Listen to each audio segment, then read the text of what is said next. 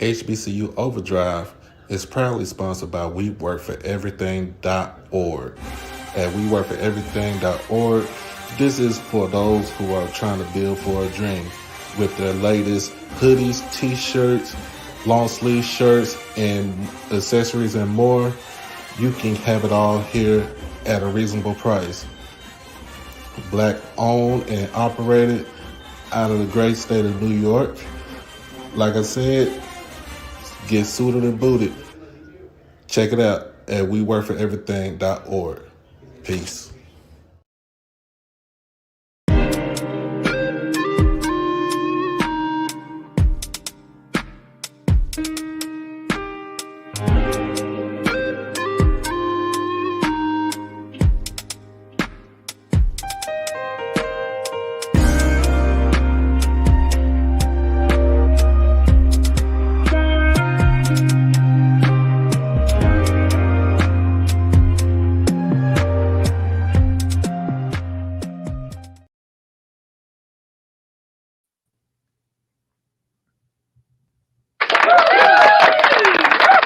The dynamic duo is back in the house tonight. What's good? Hey, how you doing? I'm here. I'm here. Yes, you good. You still at your convention, right? Yeah, I am. It's our last night. Oh, okay. And it Yeah. was in Vegas, right? Huh? It was in Vegas. No. I'm in Gettysburg. I'm not in Vegas Oh, yet. yeah. Heard. Oh, hmm No, I was at a conference.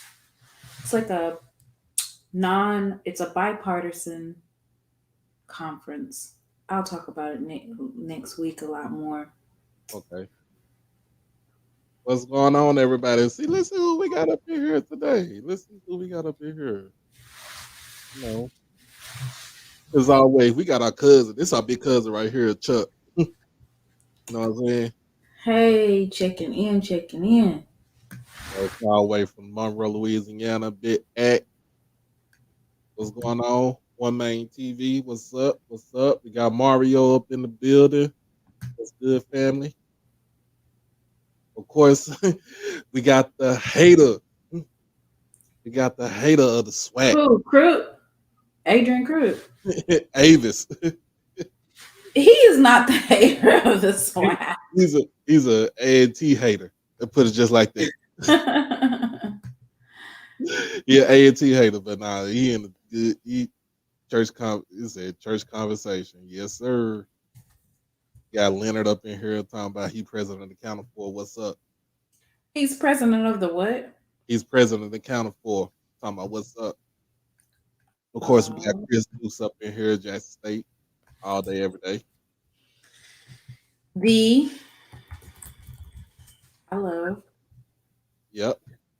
And then we got Jay White, Alabama A&M. You know what I'm saying? We don't discriminate on here. Okay, we got the swag check tuning in tonight. Yeah, that means we got to put on the show.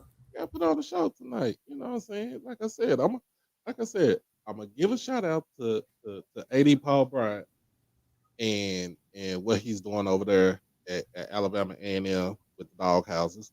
You know, um, getting the 5,500 season ticket allotment. That's their goal right there. Y'all know, of course, we got a goal. Our goal is bigger than everybody. We see that everybody in. I'm still okay. You said that A&M is trying to sell 5,500 season tickets. Mm-hmm. Okay, that's good. I like it though. I like it. I really do like it. We got up in here. That's our this our cousin right here, Lauderdale, Big Lauderdale, coming in from Memphis. Why his name Lauderdale? Like his name.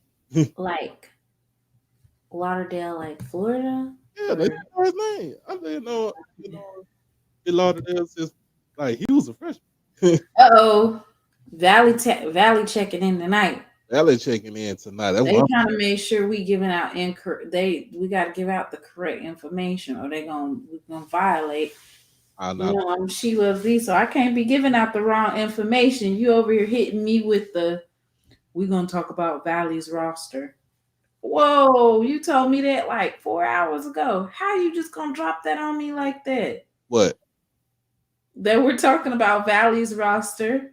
Oh, Mr. Walker. that's Uncle Sid. Uncle Sid said he is at the King Hotel in downtown Jackson. Downtown that Jackson. We got Mama Bear MVSU up in here. Delta Devils checking in deep. That's what I'm talking about. They get the Draco. Got Joe Owens up in here. All the HBCUs are all eyes on you. It is on all of us, y'all. So we try to give y'all a show. And this is my favorite one, MVSU. I got time. You know what I'm talking about, man. It's good that everybody's up in here. So but look, let's get let's get this thing started. Let's get this thing started. Let's get this thing started. So first on the deck, first thing up on tonight, and we're gonna get into that Swingman Classic. Now, I watched the whole game while I was live streaming with Ken and the crew last night. Uh, Ken couldn't see it because he got YouTube TV. Me and Zoe was watching it, and we was talking about football and everything. And what we saw, we had 4 representatives from Jackson State at the that represented at the classic. So now this is for prelude to All Star break. So baseball will be on break. I think tomorrow is the last game, and then they off Monday, and then so they got they have home run derby on Monday, and then Tuesday is the actual game. This was live in Seattle. Mm-hmm. It was brought to you by Major League Baseball MLB Network. Harold Reynolds, excuse me, sometime Harold Reynolds was on the call last night, and a couple other guys that was on there. I really couldn't recognize the other two, but I know Harold Reynolds. I watched baseball so long, so much. But good crowd out there, good presentation. Um, got a chance to see Ken Griffey Jr. interact with everybody that was on in both dugouts. And and of course, if you watch baseball, if you're a baseball fan like me, Ken Griffey Jr. is Seattle. He is Seattle. He made the Mariners what they are now. So um, it was good to see that. So I think the American League won last night, 4-3. Who won? The American League. So they basically had it split up just like if it was regular baseball, MLB baseball, American League versus National League. Uh, Mm-hmm. they didn't. They had both teams. Uh, it wasn't it wasn't to where like if you from one side like the MEAC and then the SWAC, everybody was playing together. So they kind of we had 4 representatives, so they split 2 of those. One was on the 2 was on the national team, and 2 was on the American team. Uh, it was a representative from Valley that was there. So shout out to Valley. I think his last name was Figueroa. Shout out to him. Grambling had a couple of representatives there. Bethune Cookman had I think they had a big representation there. Also you got Alabama State. You know what I'm saying? Who Where were do they have a list of all the players uh that participated? Let me see. You can pull up that picture though. I had shared a picture. okay? Is it You see it? on which one? I don't see it. There it is, right there. That's a picture of the Swingman Oh Classic. yeah. I just already put it on there. Um, Oh, okay. Sorry. what's Okay, good, bro? let's see what I could look at. Oh, okay, I see the roster. Yeah. Let me pull up this roster for the inaugural HBCU Swingman Classic. Mm-hmm. And he says the reason Ken Griffey Jr. says the reason he spearheaded the inaugural HBCU Swingman Classic is simple. His dad gave back to baseball, and now it's his turn. He's a 13-time All-Star and Baseball Hall of Famer. Yep. And now he serves as a Youth Development Foundation ambassador for MLB and the MLB Players Association. Yep. So during All Star Week in July, his newest creation will take place. That's amazing. And I'm going to share with you. I think they said they're sharing the actual schools, but I don't know if they shared the names. Okay, yeah, they did share the names. So players were selected from Alabama A&M, Alabama State, Alcorn State University, UAPB, Bethune-Cookman, Coppin State, Delaware State, Florida A&M, Grambling State, Jackson State, University of Maryland Eastern Shore, Mississippi Valley State University, Norfolk State, North Carolina A&T, Prairie View A&M, Southern University, and Texas Southern University. Um, and I guess it was Coach Manuel versus Coach Porter. Mm-hmm.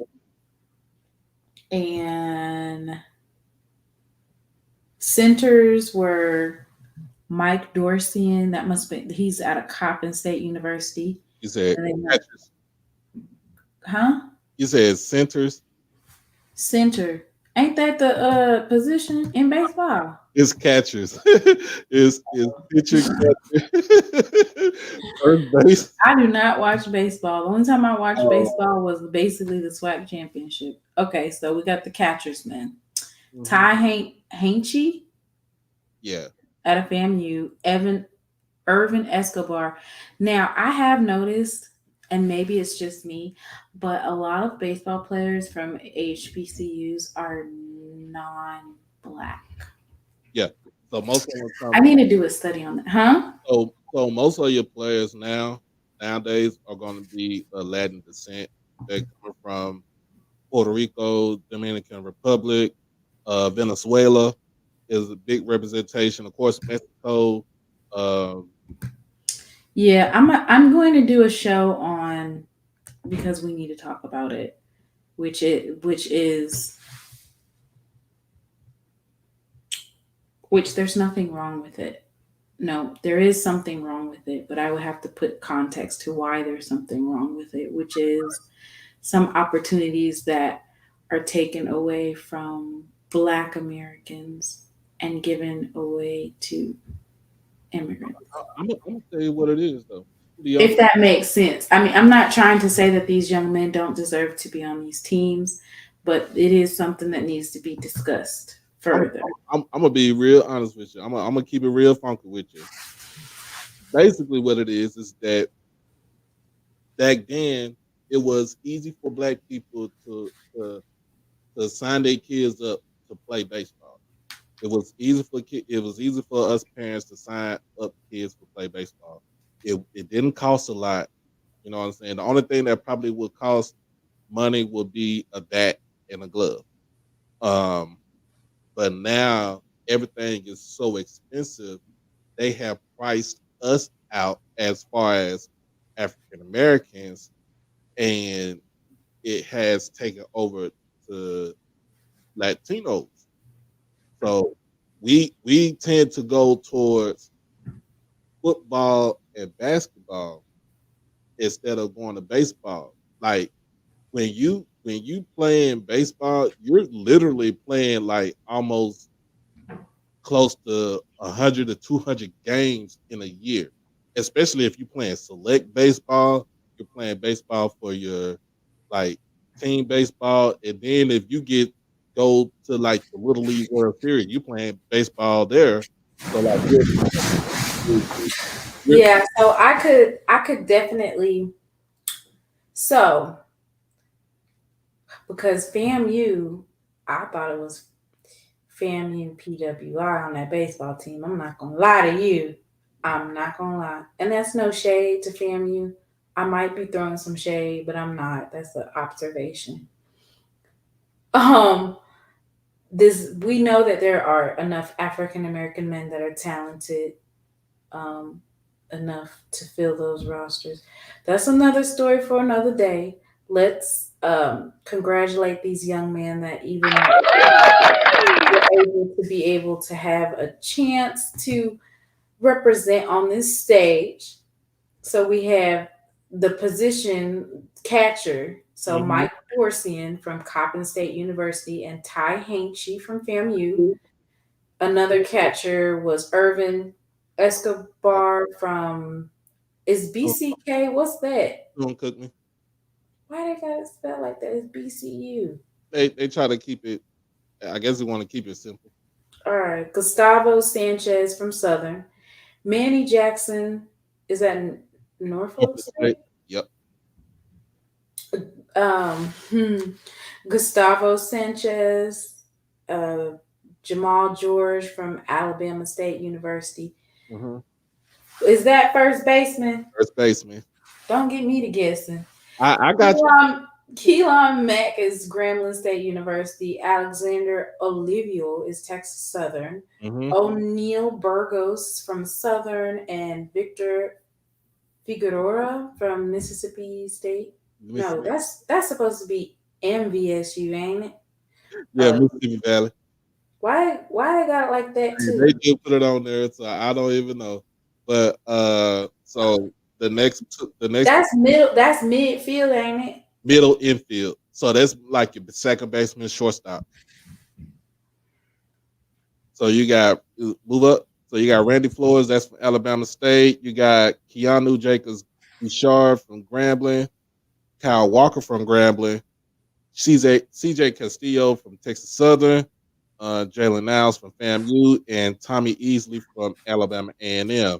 Third baseman, Ty Hill from Jackson State, Cameron Buford from Grambling, and then your outfielders is Dalen Adderley from Texas Southern, Ali Lepre from Alabama State, Ian Matos from Alabama State, Jordan Hamburg from Coppin State, Highland Hall from Bethune-Cookman, Jatavius Melton from Jackson, Narvin Booker from Valley, Jalen Armstrong from Southern, Kyle Radcliffe from Southern, Camden Jackson from A&T, Noble Lawrence from Pine Bluff, Trevor Hatton from Grambling, and then you have your DH and your utility, Jan Michael Bastardo from FAMU, Trey Page from Delaware State. Keep going down. Mm-hmm. Go down. And then you got Corey King from Alabama State, Brantley Cutler from Eastern Shore. And these are all pitchers right here. Omar Melendez, Alabama State. Nolan Santos, Goodman, Nicholas Wilson, Southern. Jesse Caver, Jackson State. Rashad Ruff, Coppin State. Juan Gonzalez, Bethune-Cookman. Eric Gonzalez, Jackson State. Luis Rodriguez, Alabama State. Michael Dews, Prairie View. Ricardo Rivera, Alabama State. Abraham DeLeon, Texas Southern. Hunter Vietz from FAMU. Lorenzo Peterson from Grambling. Phil Bryan from Grambling. Xavier Meacham from A&T. And Kuwan Brazil from Alabama State. Or that Albany State, if I'm not mistaken. I think that would probably be Albany State's not on here, so I think that'll be Alcorn. That'll be Alcorn. Oh, okay. So it's a lot of representation. There's a lot of SWAT folks up in here. So I'm gonna just let everybody know it was a good. If you watched the game last night, it was a good representation of the game. Good pitching. Oh my God, I'm gonna tell you.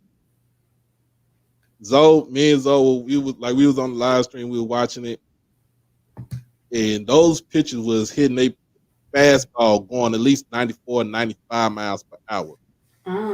It was one pitcher, he was from Grambling, he was kind of wild with it. He didn't have no control, but I think he kind of settled down afterwards. But Overall, it was good. It was a good game. It was a lot of base stealing. I give you that. And that's what you like to see that. It was a lot of base stealing. So Hopefully, they also had the opportunity to get some looks at that next level. oh well, just to be real, the um baseball draft is going on right now.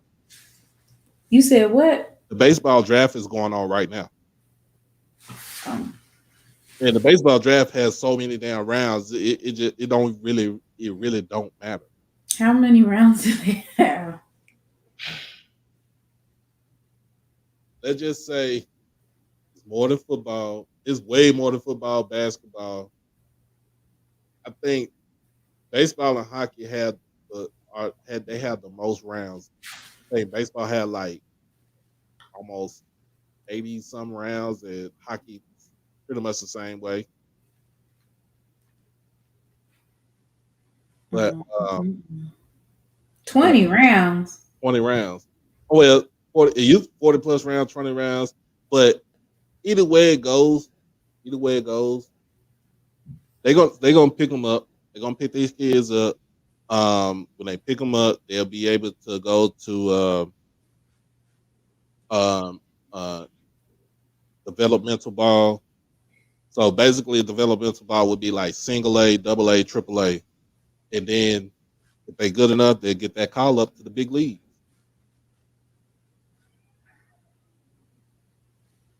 So it has been done before. It says the speed stood out to the commentary, especially with floors from Alabama State. Oh, 40 plus rounds. What the that, heck? that man, that kid was blazing on the base path. He stole one. I think one in one instance he stole second, stole third, stole second. Ball went past him. He got to third, and then he basically stole home plate in one sequence. Mm. So they just let you know, like these kids are talented. It don't matter if you at an HBCU or not. These kids are talented, especially if we watch when we watch the if you watch FAMU when they played University of Florida in the regionals, and basically, stuck it out with them.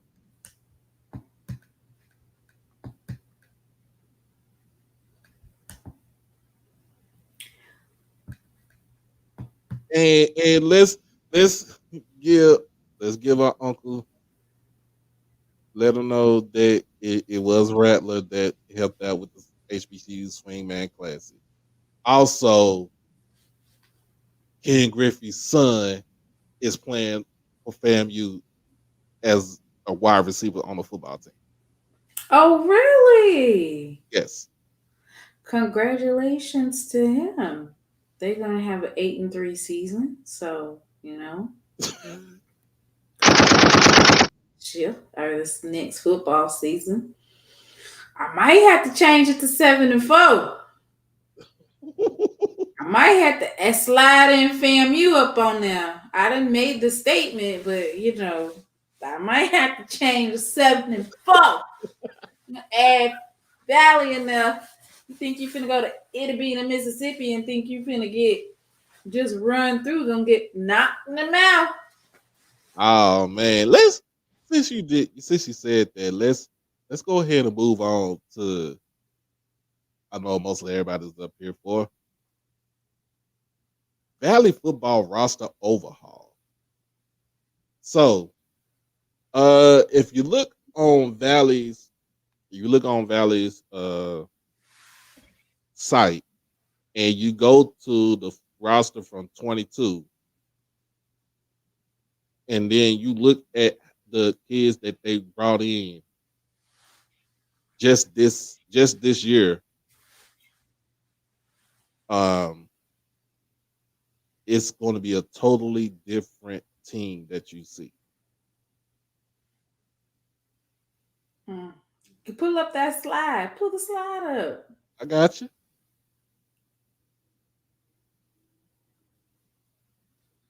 So So they said they coming. They taking all comers. They said it's a new sheriff in town. You know, they hired That was the first thing that they did right. Hire Hakeem McClellan. Hakeem McClellan, and then he goes in and hires Kendrick Wade, who was a great receiver at Valley in his day, in his playing days. Um, um, from Cleveland, Mississippi, Eastside High School. Um, like I said, he was one of the Valley. He was a great receiver at Valley. I wouldn't say in the sense of Jerry Rice, great, but he was a great receiver at Valley. Mm-hmm. Uh, he made his bones in the high school ranks and in the college ranks also. So I think he also did some coaching time at Kahoma Community College. And excuse me. Mm. Have you checked out they coaching staff?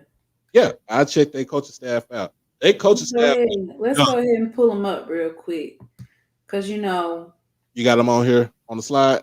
No, not on the slide. We're gonna pull up the roster, and then I did minimal amount of research. This is just something I look put together real quick. So since you want to talk about Valley, I don't want to be. See, some of these folks are sleeping on. Yeah, they sleeping on Valley. And so that's why I decided I wanted to go through each roster and pick out, I want to know. There's nothing wrong with doing a little research and figuring out what you up against. That way, you're not gonna be like, fam, you get knocked in the mouth when they go to Itabena, because you just marking it off as, oh, okay, we got that in the bag. We don't got nothing to worry about with that. We already got that in the bag. So we got, like I said, we got Kendrick Wade, Mm-hmm. head coach. Let's go to Jeremy Patterson. Jeremy Patterson. See, because I seen it says now a lot of these folks that are on the coaching staff, they have ties to Mississippi. Mm-hmm. So he's from the Mississippi Delta as well. Right. And he was at Kahoma Community College. So once again, he has the same ties to these community colleges as Coach Taylor does. Mm-hmm. So there's that JUCO connect right there. Right. And he was a coach at a Division II school. He had a career at Lane College. And it says that he served as a head football coach for a semi-pro team in Cleveland, Mississippi. So Cleveland, Mississippi and all that's like right there around him and Coach Wade. They're all from around that area. Right. Let's go to the next coach. We got Coach Jesse Thompson. Mm-hmm. Associate head coach, defensive coordinator. And he also coaches the DBs. So we got him. He entered his first season as the Delta Devils associate head coach and defensive coordinator. Thompson arrives in Itabena after spending 4 years on staff at Northern Arizona University, where he oversaw the secondary, which is good because Northern Arizona, that's in the Big Sky Conference. They go to the playoffs all the time. They have a good, decent team. So they have a good, decent team that can contend. Let's see what we got. In 2019, under the tutelage of Thompson, Khalil Dorsey earned his second All Big Sky first team honor. Dorsey will go on to sign as an undrafted free agent with the Baltimore Ravens, and now is entering his fourth season in the NFL. During the shortened spring 2021 COVID season, Northern Arizona safety Morgan Vest earned All Big Sky first team honors as he was a unanimous selection following his first season on the field. In the fall of 21, Northern Arizona traveled to Tucson and defeated the University of Arizona for the first time since 1932. Mm, mm, mm, mm. So that's experience different conferences. Mm-hmm. And And he came from Delta State. He went to we was at Delta State also. So uh, so that's so Coach Wade is of course building his coaching staff based on uh just his connections that he already knew, of course. I really like this offensive coordinator, offensive line hire. mm-hmm. Coach Johnson, it says he hails from Oxford, Mississippi. So once again, he's from Mississippi. There's a lot of like Mississippi ties here. Mm-hmm. He played for 4 seasons at Ole Miss, where he started all 12 games at the center position. He finished his college playing career in 2021 at New Mexico State, and he was named to Phil Steele's FBS All Independent Team as the Aggie center. There's a lot of young. These coaches are young. Have you noticed that? They're young. I wonder how that's going to affect the coaching style. Having younger coaches, how is that going to affect the coaching style? Because they could get through with the kids. What Like happened? they could get through with the kids. Like if you really look at it like this, let's say for example, Jackson State. Right. TC is 44 years old, Mm-hmm. but TC has his team can relate to him and he can relate to the kids because he also has kids in that, you know what I'm saying, somewhere. And he still has young Coach Morton, the running backs coach, is a young coach. Right. So it's not like it's a mix of a little bit older generation and still a younger generation. So when you see with Valley, it's also a mix of it's really young, but players can actually, you know what I'm saying, tie themselves into it. Because Coach Johnson, Eli Johnson, is 24 years old. He is pretty much he's like one of the youngest offensive coordinators in college football. Mm-hmm. You don't get that job by not putting in the work. Right. Then let's go. This is my guy right here. And Blue always talk about him, Wyatt Anderson. Yeah. Now that's a big connect for Valley as well. Right. So we got Wyatt Anderson. He comes in his first year at Valley as the running backs coach and run game coordinator. He will also serve as the recruiting coordinator on the staff. Coach Anderson brings a wealth of experience and knowledge to the running backs room. So his coaching started, you know, he came from Southeast Missouri State, SEMO. SEMO has a good strong team. They from the Ohio Valley. They did win the OVC last season. So they were the ones. Did they beat Tennessee State? They beat the brakes off them boys. Oh, don't tell me that. They beat the brakes off them boys. So 2022 season, they won 9 games and they had an undefeated conference schedule as they won the Ohio Valley Conference Championship. So they advanced to the FCS playoffs for the third time in 5 years. They posted their 4th 9-win season in program history. The SEMO defense finished number 1 in the OVC in scoring defense, number 1 in the conference in rushing defense, and number 1 in the conference in total defense. Before SEMO, Coach Anderson was in charge of the running backs room at Arkansas Tech University. So he oversaw all the managers and the student assistants. So that's a D3 school. He was an integral part of the recruiting process and signed multiple prospects, including 1 FBS transfers for the Wonder Boys football program. Anderson also served as the social media coordinator for the program. Prior to Arkansas Tech, He was at Black Hills State University in South Dakota. So he was in charge of the wide receivers in 2019 under the direction of head coach John Reyners.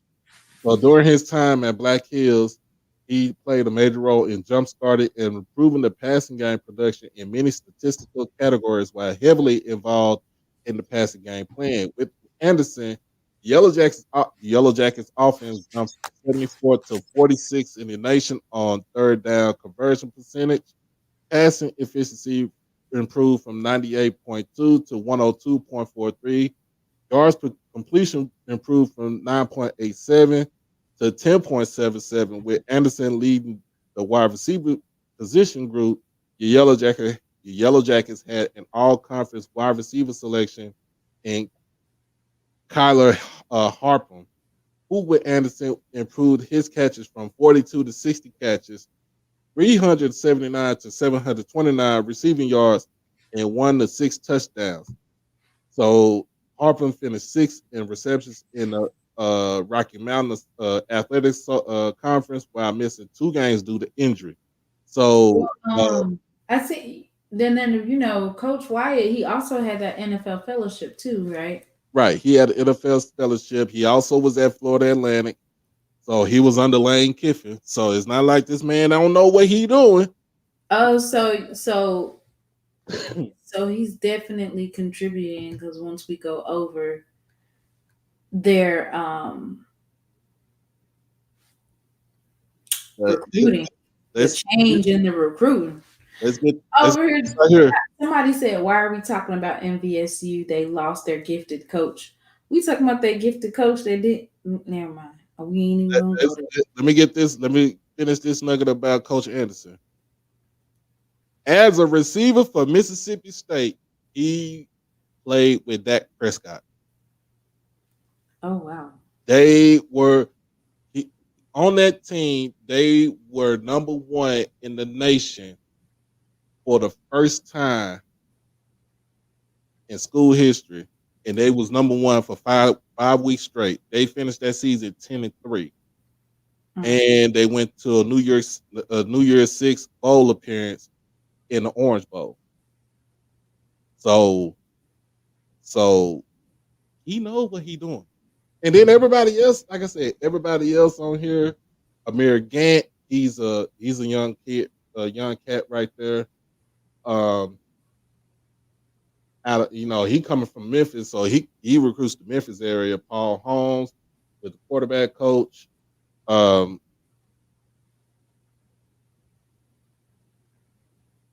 So he was at Wofford. Who was at Wofford? Paul Holmes. He was at Wofford. He also. We know we got a couple players out of Wofford. Mm-hmm.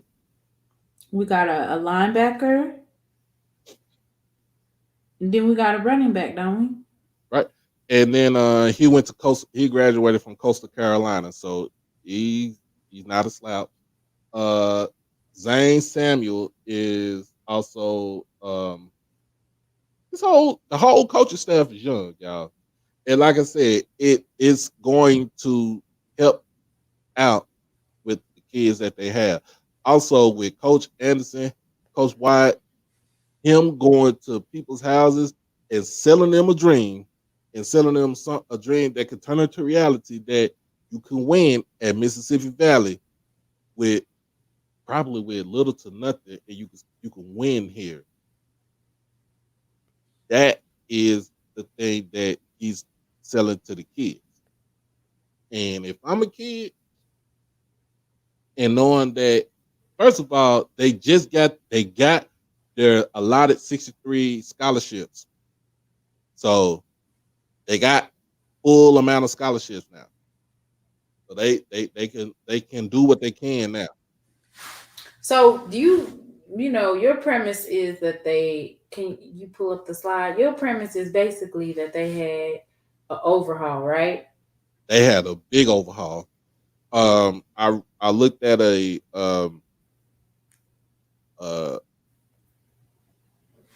interview. I think it was a conversation that they had with Delta News.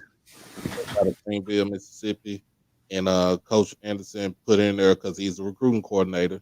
That they signed during the signing period, all signing periods, 62 players. Mm. Can you pull up that thing? It must. All right, let's see. You said they signed 62. Well, I need to find the 62. This is on the Heroes website. Mm-hmm. So I don't know. I haven't counted 62 players. Nah, they got 62 because Where are y'all getting 62 from? he, They must be having them hidden. Look, this is Hero Sports. but And this is they track FBS to FCS. but you also got to realize too they got a lot. They got a lot of kids from the high school ranks. And Yeah, I looked that up too. They got a couple 3 stars out of high school. I think three or four 3 stars. mm-hmm. So The rest they have to be JUCO because I yeah, looked for FBS to FCS and that's all I could find. Which of course we got defensive line out of Charlotte, and we got a transfer from there as well. mm-hmm. Solomon is from Charlotte. He's a grad transfer. Jaquez Pennyman is a defensive back out of Georgia State. Vaughn Killens is a DB from Hawaii. Wow. Yep. Dino Maldonado. Oh, that's the 3-star quarterback, ain't it? Yep, from New Mexico State. New Mexico State. Jarrett Wilson, running back out of South Alabama. Antoine Barham, a linebacker out of Memphis. I do want to say that I feel like overall, the brand of football that we had last year elevated the SWAC overall with exposure as far as our whole conference.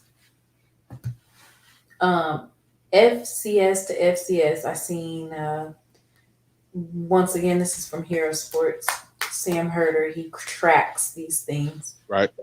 We got Jordan Bussey from Incarnate Word. Mm-hmm.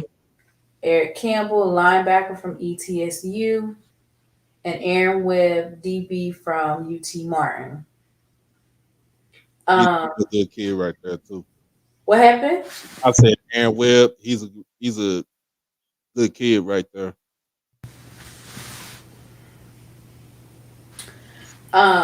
So as far as the actual where did all the players come from? That's I guess they signed a lot. Like I said, like they signed a lot on their website. Yeah, I see the sign. You could, I can see who they signed. You could pull it up. We got a lot of Mississippi talent. You pull it up. So I feel like in that respect, as we know that Mississippi is one of the states where a lot of football players, they come out of Mississippi and they usually go elsewhere. There's a lot of talent.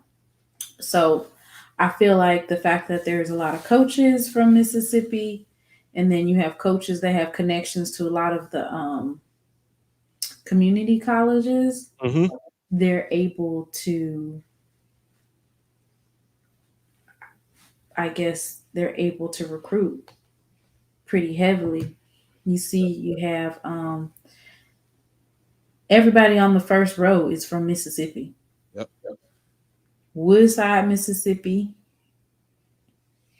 Oh no, this one's from Virginia. So the first one's from Newport, Virginia. The second one is from Corinth, Mississippi. They came from Corinth High School.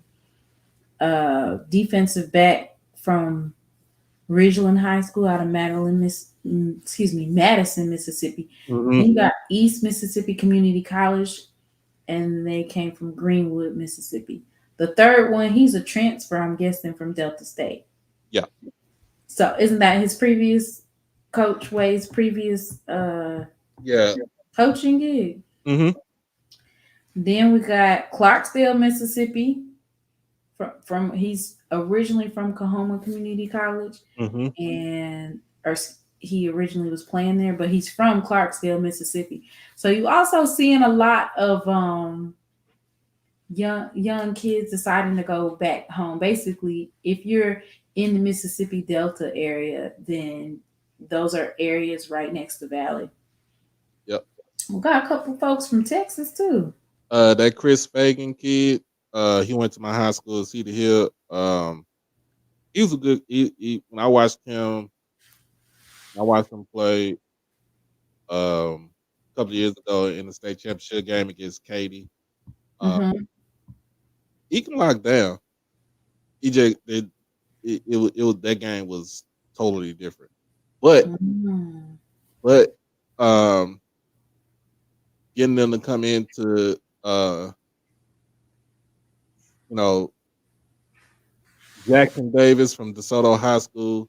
He's a hybrid tight end wide receiver, 6'5", 215. Um, got let's see. They need beef up on the line as far on the offensive line, so they did go out there and get offensive linemen. Um, they got, Once again, from like just me looking, it looks like a lot of homegrown.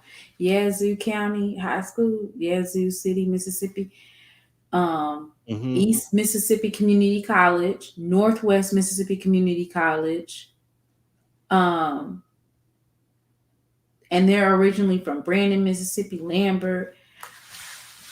So, and to that point, Jackson State got a lot of Mississippi talent as well. Mm. Offensive line, Memphis. I seen a couple of players from Memphis, Tennessee, including Coach Harris's old school that he was coaching at. Yeah, Whitehaven. Right. They have some players from there too. So yeah, you got a lot of kids. Like they Memphis is going to be is a heavy recruiting ground for Valley. Also, of course, you got to get the Delta. And see, the thing about Valley is they got to be in competition to try to get these kids in the Delta because Delta State is right there. Delta Right. State is like those. Well, looking, and then Delta State was doing good Delta State is a in decent. D2, right? Mm-hmm. So it looks like for this particular recruiting period, they're successfully able to get into, like you said, that Mississippi Delta. The University of Hawaii player, he's originally from Daytona Beach, Florida. Ain't that where Bethune Cookman is? Yep. And he went all the way to Hawaii. You got wait. Valley over there taking players straight from your backyard. Bethune. He said he don't want to go back to Florida. He want to go to Itabena. See? Zamion Kendall is from Memphis, Tennessee. You got Fort Worth, Texas, North Crowley High School. Yep. Memphis, Tennessee again. So it Got a lot of talent. And all you got to do is just try to put that talent together and put everybody and have them jail. Is don't get me wrong, a lot of what they're doing is the same thing what Prime did. Prime did the same thing when he was at Jackson.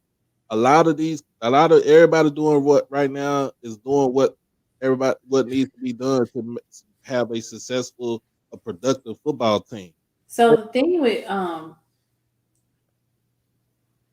well, we'll see this. We'll see how doing how high turnover rosters, or how we're going to see if implementing it, if it works. Because I remember Coach Maynard got like 15 DBs out the transfer portal, and did any of them work?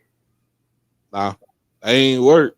So it by like you said, there's other factors that have to go on that, they're going to start their season opening up at Central with the Chicago Classic against Central State. That's going to be a big game. and it's a hot, and now they can go recruit the Chicago area. They got it's a hotbed of football players up in that area right there, where they can bring down to Itabena. Um, um, Somebody said Rodney Luckett returns this year from an ACL injury. He had an NFL grade entering 2022. Zamarian Kendall is a 3-star running back.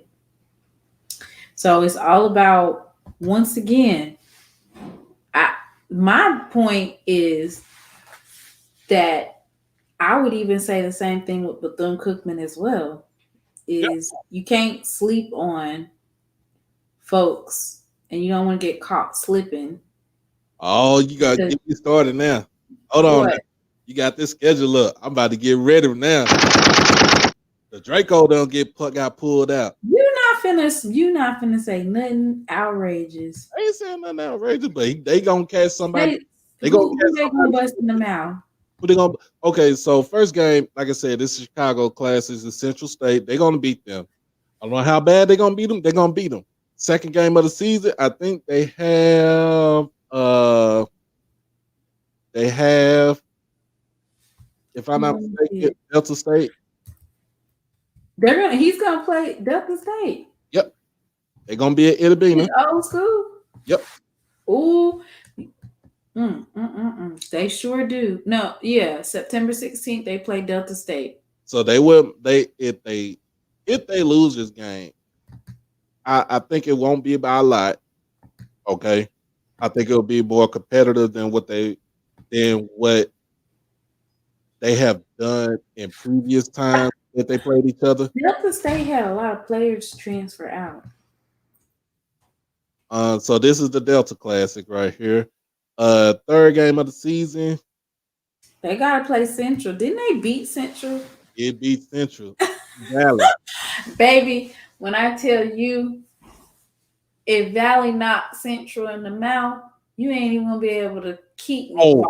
I promise you, I'm gonna be just as petty. I'm just gonna be petty. Oh, I told my boy Josh, HBCU Nightly. I told him, I said, Valley gonna get y'all. You over here talking, boy, Valley knock you in the mouth. It's over. Knock you in the mouth. Don't say well. Don't be banging no excuse. I don't even want to hear no excuse. Well, they out talented the MEAC. What's going on? What's going on? Swagging the food. That's G. What's the next? Now I listen. Right now, I had FAMU at 8-3, but I've been saying even before I did my little spiel about what I thought. I said Valley gonna knock FAMU in the mouth. So I might have to change to 7-4, and if they go 7-4, we only gotta go. If they go 7-4, yeah, I don't know he gonna go, but he gonna be on that hot seat. It's a like you can't go from 9-2 to 7-4. You're gonna get fired because at this point, the reason why you was there in the first place is to beat. At this point, it's kind of like, all right, Jackson State is a wounded animal. Go in there and get it together. But when you put all your eggs in one basket and you're focused solely on Jackson State, and then you're discounting all the other teams in the SWAC, you set yourself up. Well, that's the thing. I'm not taking nobody. That Itabena game ain't gonna be no joke. Right. I'm not taking no school lightly, but the last time FAMU went to Itabena, they had a big ass lead, and Valley came rumbling back. They came rumbling back, but they lost the game in the last minute. How you doing, Mr. Ford? Hey, how's it going? Good. Hey, Mr. Ford. Hey, Mr. Mahoney. So I'm telling you, Valley gonna catch somebody slipping this season. FAMU, I'm gonna put my bid in right now. FAMU is the one game that I predict that Valley gonna bust them in the mouth.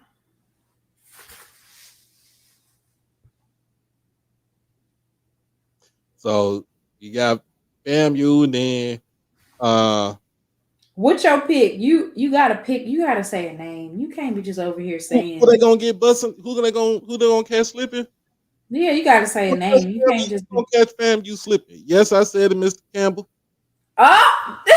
I said Mr. Campbell. They gonna catch FAMU slipping, and if they get lucky the week before that, hell, they might catch Central slipping too. What about Grambling? Do they play us? No, they don't. They don't have. I was about to say they could catch us slipping. Oh wait, let me look at that because you said what? Let's see. Let me make sure. I'm telling you. I'm telling y'all. Y'all just gotta listen to me. Do they have to play Southern? Didn't they catch Prairie View slipping last year? Oh, they play Southern. Slipping last year too. Didn't they catch Prairie View slipping last year? Mm-hmm. Knocked them. Knocked the Sonic rings out of them. Knocked them right about the SWAC championship. Right at the SWAC championship game. So they don't play. They play Prairie View. They don't play Texas Southern. They do have the Alabama schools on there. Well, that's yeah. Let's see. Alabama A&M is on November 18th. Alabama State is November 11th. That could be a trap game for A&M. That could be one. And for Alabama State, because Alabama State is going to Valley. Alabama State at Valley. They will lose to they'll lose to Alcorn. They do catch. They'll lose to Alcorn, but it's going to be close. Yeah, I said it, G. They'll lose to y'all, but it's going to be close. You know we got to play them too in their house, right? Oh, they'll lose that game right there. I'm sorry to say that.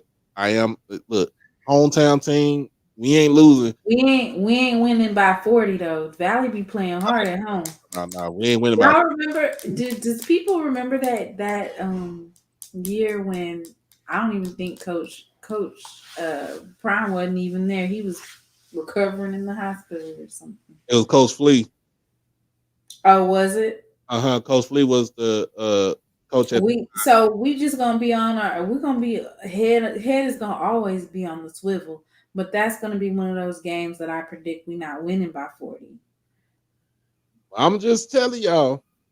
We're going to beat them, but it ain't going to be by 40. The way that this team is set up, Coach Wade and his staff is set up, they can win at least 6 games. If they get 5, that's good. If they get 4, that's a little bit of improvement. You know what I'm saying? If they get 4, that's a little bit of improvement. If they get 5, that's good. They get 6, y'all better watch out because if they get 6 wins in the SWAC this season, it's over. It's over. So now if they get 6 wins, now Jackson State and Alcorn gonna have to compete with recruiting with Valley. And Zoda already said they win in 6 games. Look. So I want to go ahead and pick them out. I think they're gonna win Central. I definitely think they're gonna win against Delta State. Mr. Mona, you hoping they win Central now? What? We talking about the defending Celebration Bowl champion, right? No. Central State University. Oh, Central State. I'm sorry. You're right. Yeah, they'll win. That's SIAC. Yeah, that's right. Yeah, they'll win that. Central State University. Yeah, I thought you meant North Carolina Central. I want them to hit North Carolina Central in the mouth. Yeah, that's going to be an uphill right there, baby. I understand that, but I could go for days about breaking down that schedule last year and telling you why I think when you look at some of them teams that they was beating, who was going 1-9 and 2-8. Now, is Central North Carolina Central is coming to Itabena? No. Okay. Classic. But the last time they came, didn't they get whooped by Valley? Yep. I think so. Valley yeah. wasn't even that good, was they? Yeah. Valley was 2-9. That was Benson Dance's team, right? Yep. So, Mr. Ford, you saying that they no now? Nah, listen, that's up here. We talking about North Carolina Central.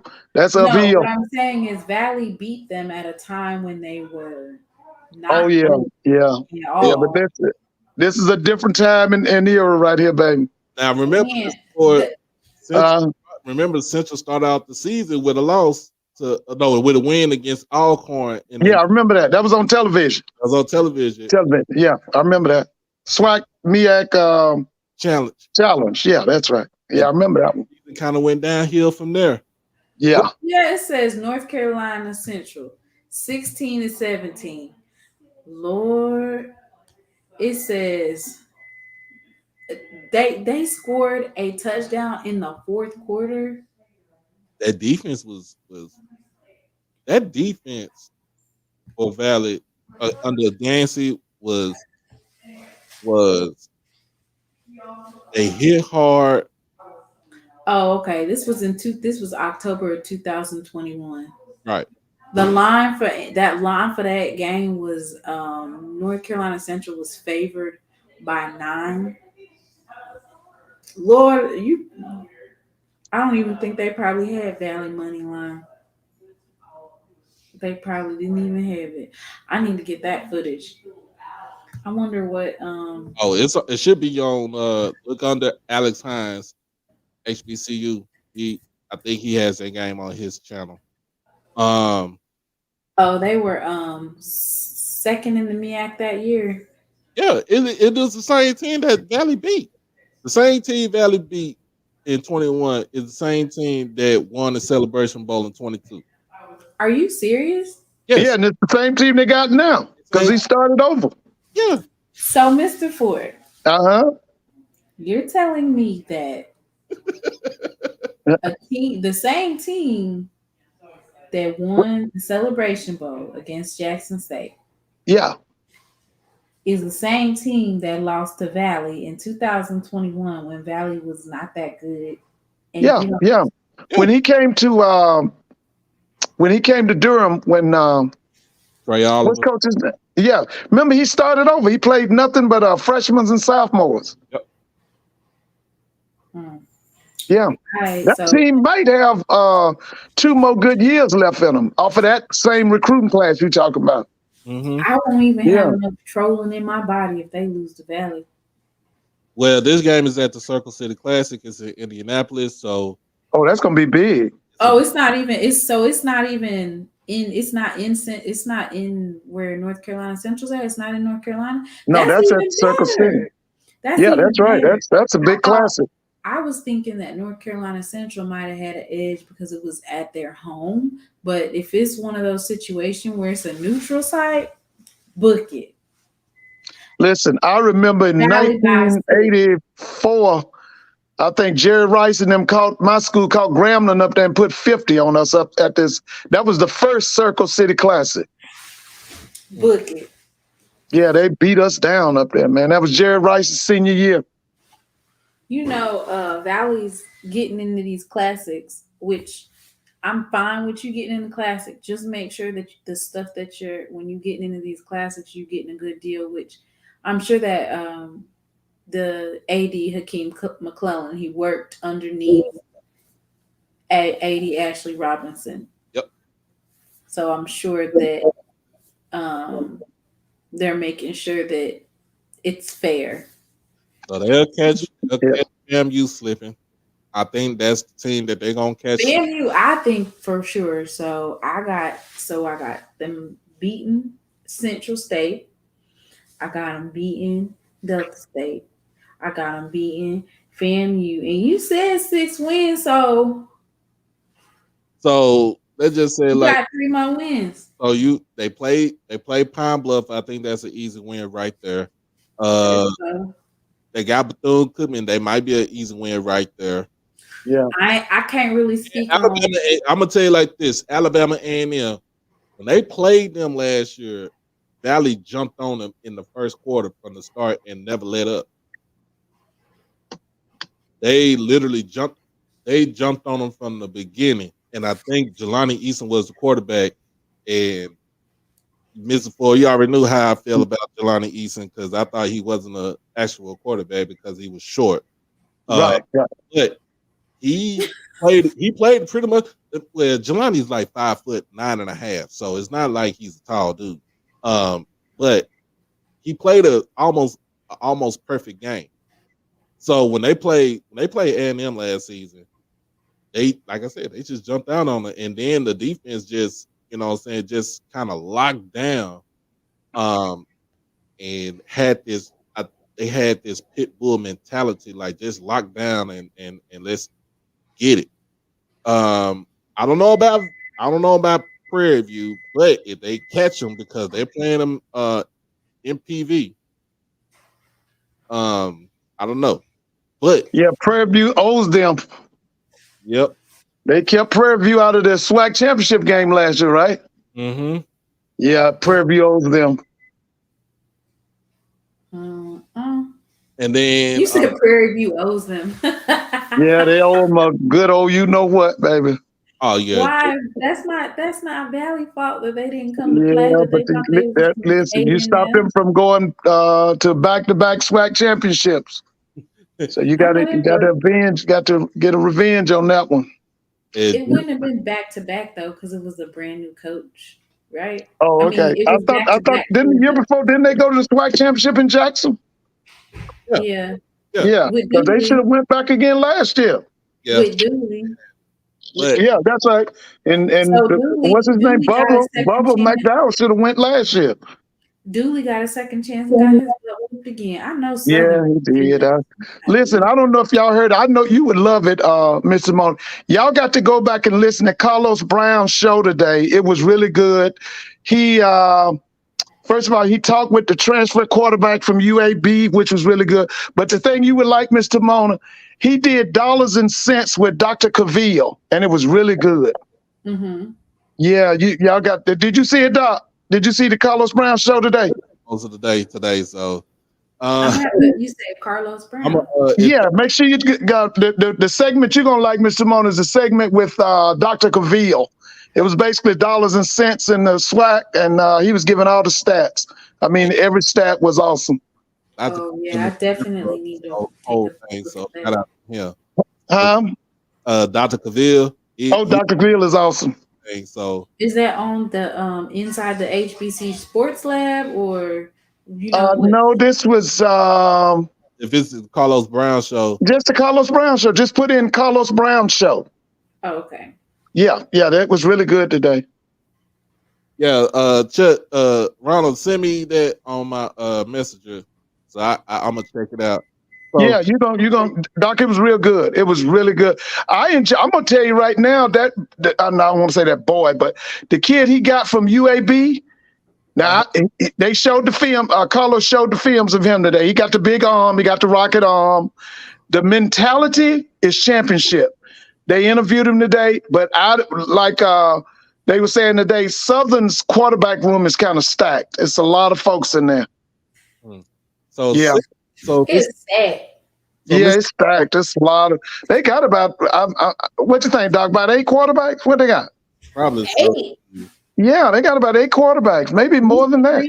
Mr. Green needs to come in here right now and tell us why do they got a whole deep. And the other thing I got from his show today, a whole defensive line of quarterbacks to line up.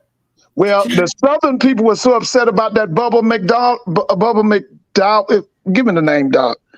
Bubba McDaniels. McDaniel. Okay, that's why they went and got the guy from the Mississippi Valley legend. What's his name?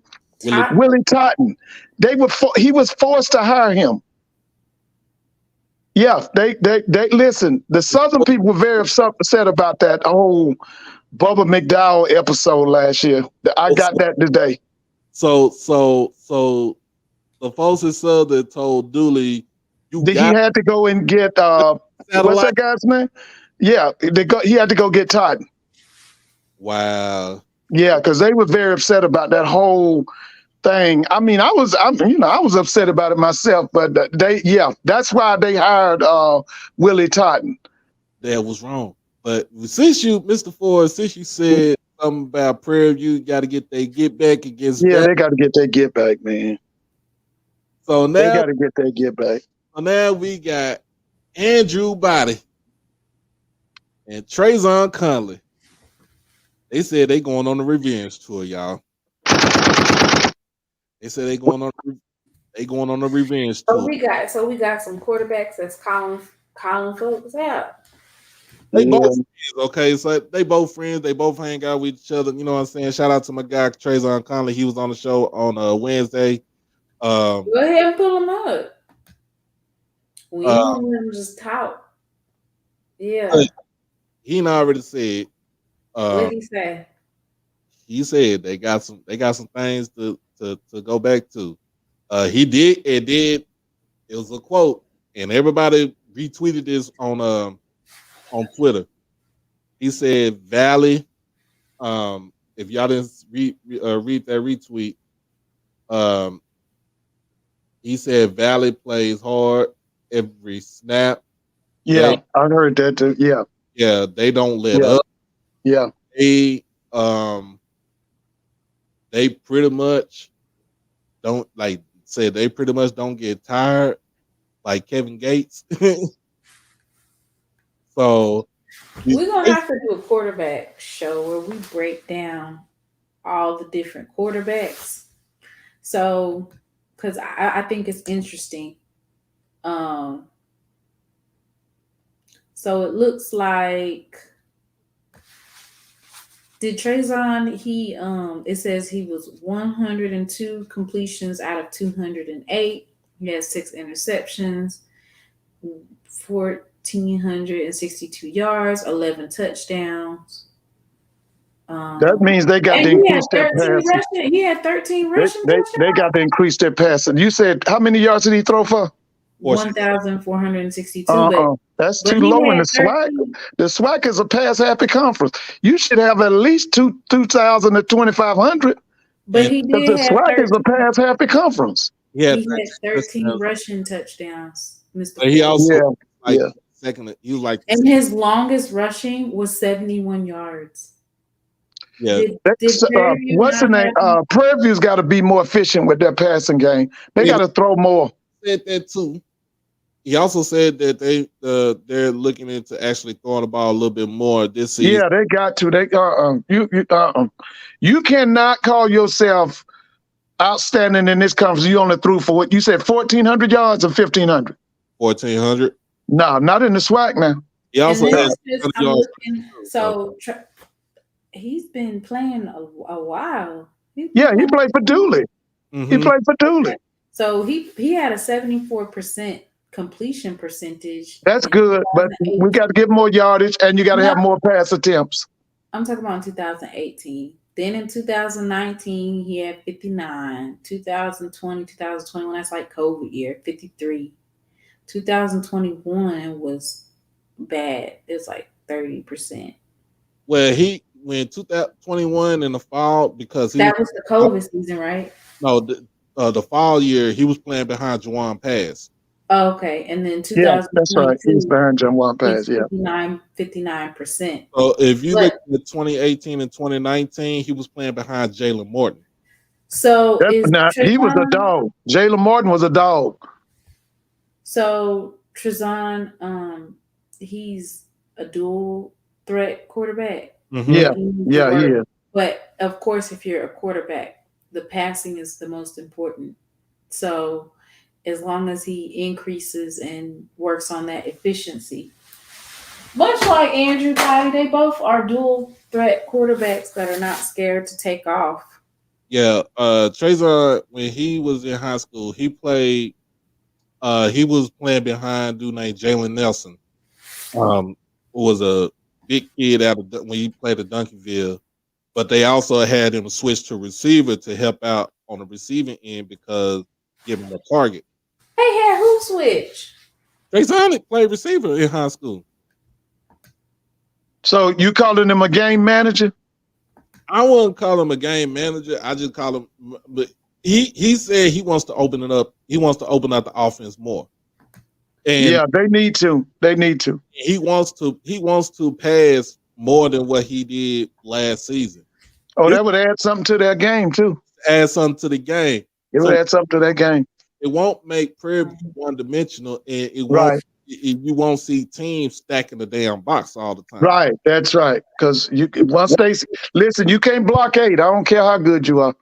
When they put 8 in the box, you better play action or something because you ain't running it. And then if you look at the first game, remember they played against each other, y'all. They played Prairie View and Texas Southern.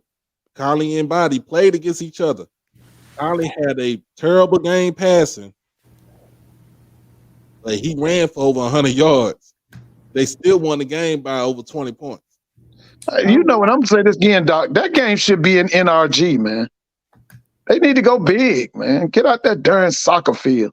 Well, it used to be at the. That's what I'm saying. It needs to be in NRG. That game needs to be in NRG. If Bethune-Cookman and Southern can play in Jacksonville, then they need to be in Houston at NRG.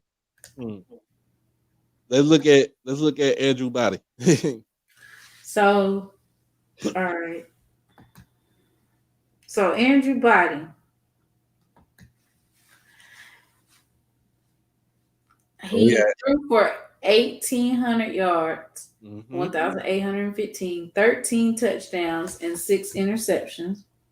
Well, of course, we got to look. He's also a running quarterback. So let's look at his overall rushing touchdowns. So I can see. You know how many rushing touchdowns he had? How many? He had 4. No, that's on the ESPN. They not really gonna tell you the whole thing on there. They're not updating. Well, Texas Southern ain't updating it either. Look, this is what happened when I tried to go to Texas Southern website. I got it. And he wasn't Andrew Body injured? Yeah, he got injured during the last game of the season. Yeah, he did. So last year you said he threw for 1,300. He threw for 13. I said 1,800. 1,800 yards, 13 touchdowns, 6 interceptions. He also ran the ball. I think he also ran the ball for more like 600 yards. That's good. That's what it says. Rushing yards 557, 4 rushing touchdowns, 17 touchdowns total. That's what it says. The thing about Andrew Body is with Texas Southern, his receivers was young. Here we go. But they got some people. Didn't they bring some wide receivers in? We don't see. They keep on touting Quay Davis. They keep on saying, but they brought in some other guys too, didn't they? Some other guys too. So what I'm saying, I think they upgraded that wide receiver room. The receivers were young, and some of those receivers that they had last season was injured too. So he had to do more, and then they had to rely on the running game too. They had to rely on the running game. I saw them play Grambling last year, and they beat us down. They beat us down in Houston. They really did. So this is coming from. I'm gonna tell you what happened. This is coming from Cut Day. He said that because he was Body and Conley was at the HBCU Elite quarterback camp in Atlanta. Okay.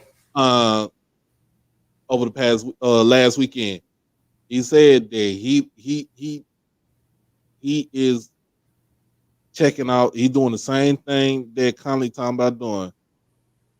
They looking at who they lost to. They coming after their head. So now remember, they play each other the first game of the season. Whoever wins that game at the first game of the season is pretty much supposed to be somewhat in the driver's seat for the West.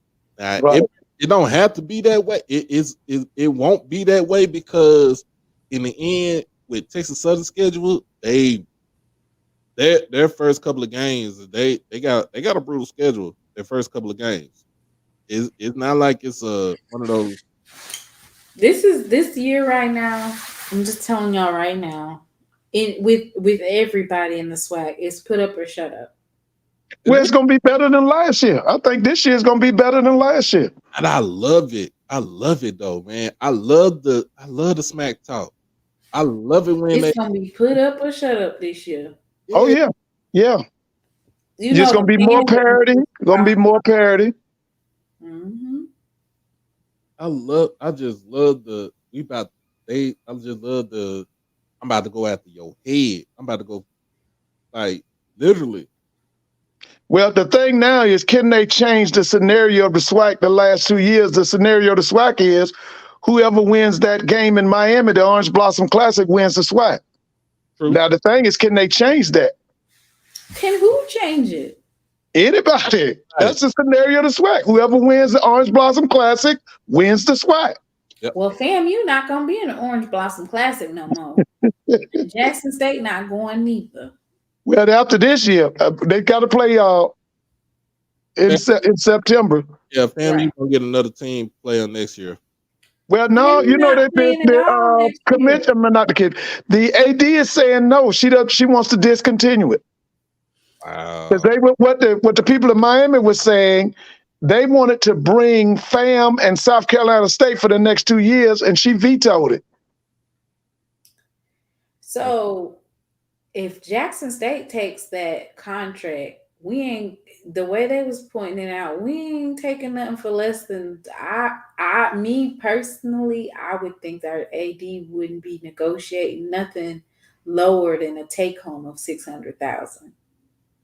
Well, according to the people in Miami, Or I think maybe $750,000 because the run of Jackson State and FAMU is over in Miami.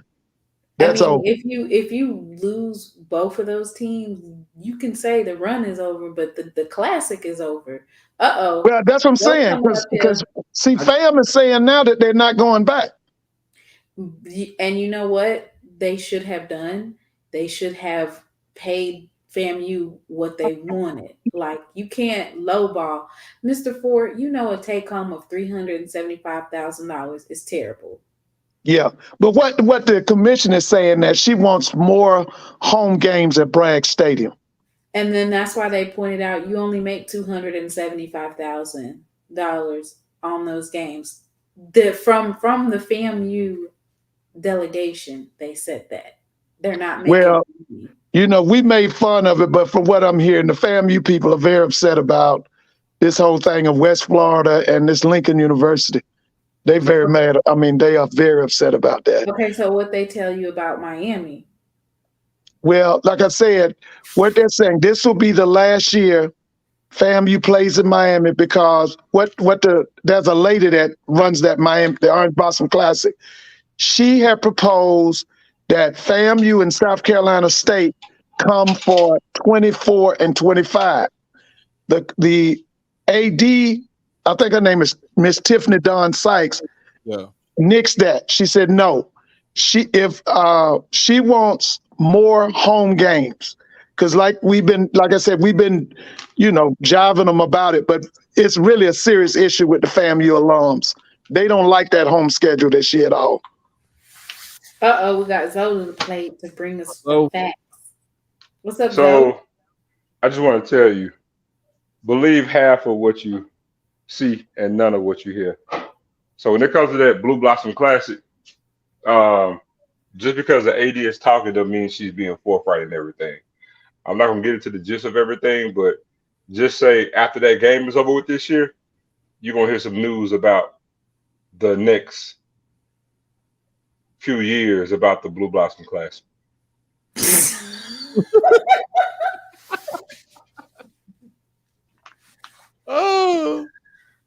So the Blue Blossom Classic, Lord. So just stay tuned. Just stay tuned. Because after the game, in the words of Coach TC Taylor, stand by. And while we at it, we talking about them what you call them legless lizards. Yeah. All right, man. Look, we just gonna get into it. Hey, man, I tell you what, we all black people in this space.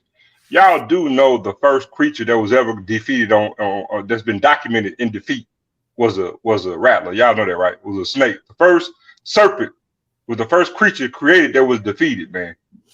It's documented in Genesis, dog. Go look at it. The doggone rattler was a serpent. So so things just don't end up good for them people down there on the lowest of 7 hills, man.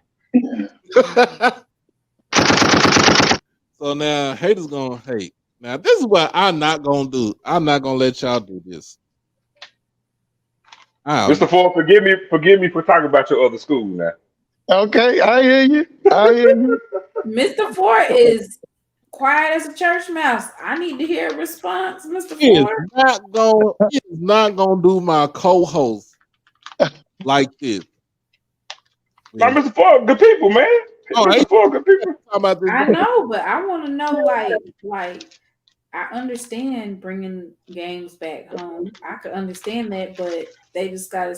And let's just be honest, it's not her fault about the people that were booked this year. That's not her fault. That was before her. Yeah. Well, see, here's the thing. Now, first off, she did lie. I gotta say it. First she lied and said she didn't see the money. Yeah, that was a lie. Then the second thing was, the payout. Well, I don't know if everybody know this, but both schools got paid $450,000 plus all expenses paid. And the game is treated like a bowl game. So she can't sit there and say they're lying about getting the hotels. Hold on. Let me rephrase it, because I don't want to be in the public place saying the LIE word. It's a mistruth. Misspoke. Let me say that. So yeah, because both schools got $450,000 plus all expenses paid. Hold on. Let me say this, Timon. FAMU is the only constant in this classic. Do you really think FAMU is not going to get taken care of in this classic and another school is? Really? I mean, let's just keep it a book. Do you really think FAMU is not going to get taken care of in this classic and another school is? It really bears your name. It's Orange Blossom Classic.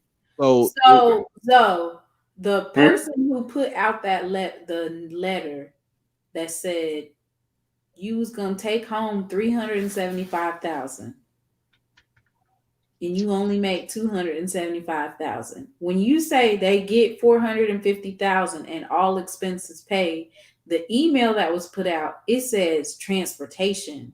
It doesn't say food and it doesn't say hotel. Well, here's what I said to the letter. Or who put it out there? People can type up and put out what they want to put out when you try and put a narrative. But one thing about it, I mean, a contract's a contract. And, when have you ever seen in a classic, a neutral site classic, one school getting paid 7% or something and another school getting paid less? Do you really sit here and think that Jack State's going to get paid more in a classic that's been hosted with FAMU in it for decades, that Jack State's going to make more money than FAMU in it? Do you really think that? I don't know. Also the So then that means that the person who put out the actual email, are they saying the email fake? No, the person who wrote, but I think the person who said it was the director of the Orange Blossom Classic. She literally went and said that no, it's supposed to be an increase every year. So you're supposed to have an increase from how much you're getting paid for this last contract to when this new contract starts up, you're going to get paid more. Now you'll get paid a little bit less when you become the away team, because remember what year was FAMU the away? Last year or the year before? Last year. So we pretty much got a little bit more of a bigger payout than FAMU. No. The only thing that happens is FAMU, we got more money because we cover more expenses because of what we have to come for travel. Right. The payout is the same. The difference is going to be expenses. We incur more expenses even if we're the home team by virtue of traveling, to Miami from Jackson. So there we go. There we got it. But when all I want to know is hotel and food paid for? Yes, everything is covered. All expenses are covered for both schools. Mm-hmm. So then, why on the email do it say we're covered? I can answer that easily, Timona. When you're trying to put a narrative, that's what. I can't say a whole lot in this public platform. I'm trying to dance around. I'm trying to dance around it. Right. When people are putting out a narrative, I'm kind of answering your question already. If you kind of get the gist of what I'm saying, when you're putting out a narrative, because I'm dropping crumbs as to why I'm kind of sort of getting out of a classic. Yeah. So when I'm creating a narrative, I'm going to put things out there to fit what I'm saying as a why to get out of something. Well, because I just told you, stay tuned after the game that you're going to hear an announcement about the. Right. I think a home and home with South Carolina State versus FAMU is a better option. For who? Huh? For who? For FAMU. They can do home. Really? Okay, but here's the thing. You think FAMU, how much money do you think FAMU gonna make for homecoming? That's the best attended game. How much money do you think FAMU make for homecoming? The way they were talking, and I don't know.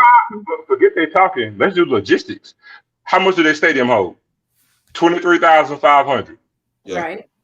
Okay, then. So we're gonna hot side it. Say everybody in that building paid $40 for a ticket. You know that ain't happening. Get your calculator out and do the math. 23. And it's a 23,500. Mm-hmm. That's capacity. No. I'm gonna do them a solid. Put 24,000. They're gonna give them 25. I think that stadium hold 25. No, the stadium holds. They lost 2,000 when they upgraded the press box. But hold on. But Mr. Ford, I'm gonna do you a solid. Don't put 25 in the thing. I feel generous. 25,000 and make the highest, the most expensive ticket. Put $40. Do the math. That's $1 million. That's $1 million, right? Now you know they ain't got no $40 tickets for all 23,000, but that's $1 million, and that's one game. You think they're gonna get that a sold out stadium for South Carolina State? No. Okay then. So how many games do you think FAMU is getting 450,000 for a home game? How many games you think they're getting that? The homecoming game. That's pretty much it. Thank you. That's a non-conference game.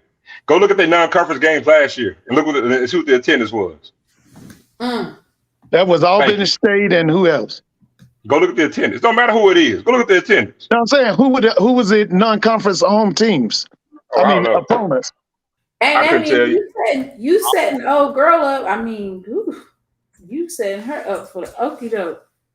She's gonna have to get some better games, home games. If you can have as many home games as you want, but you're gonna have to do better on schedule. So the thing is, we'll play 4 to 5 straight games without a home game. That's fine. But the thing is who you playing in that home game, and then how many butts you getting there? That's because I'm just saying. That's the reason why the FAMU people are saying we got to play more home games. We don't want to be playing. We don't want to play. We don't want to pay. What was it? They pretty much don't want. They want to play more home games than they go out. On the road. I think I did read that one of her reasoning was, of course, that a lot of FAMU alums pay a high amount for whatever type of program they have for tickets. Yeah, they went up on everything. They went up on tickets, the investment plan, everything. They almost doubled the prices. They almost doubled the prices. Yeah. They better quit listening to folks. Yeah. I don't know. I can't talk about what people should and shouldn't do, but Jack, which I want to say that I received a message, and we're probably going to do a show on it. Coach Simmons, he pointed out that Texas State got buy one get one free season tickets. Hell no. No, that's not true. What? Oh, jeez. That's not true. Yes, it is. You can get buy one get one season tickets at Texas State for like $200. You can get 4 sets of season tickets or something like that. No, they have different promotions that have been run, but they don't have a buy one get one free. Because I actually just posted this the other day on Friday because when everybody was talking about Jackson season ticket prices, well, the GA ticket prices for Texas State is $80. Mm-hmm. But then they have different packages. Like they have a pick 3 where you pick 3 separate home games for a certain amount. But they don't have a buy one get one free option. That's not even on anywhere listed anywhere. We were actually talking. We were actually talking about this on Friday. All right. Here we go. So they don't have $200 tickets for Four Seasons. No, they have a $200. They have a $200 package as well for the season ticket. They have different promotions, different price points, Yeah. but they don't have a buy one get one free though. So here's the schedule for FAMU, y'all. So of course, Miami, Blue Blossom, September the 3rd. Then they got South Florida, September the 9th down in Tampa. So their first home game is against West Florida, and that is the Ken Riley Youth Day. So I guess they're gonna honor Ken Riley on that day. They also the Hall of Fame game is against Alabama State, so that's a home game right there. Okay, they got a home game against Alabama State. Yeah, That might be 20,000 for that one. That could be 20,000 because Alabama State will bring a good crowd.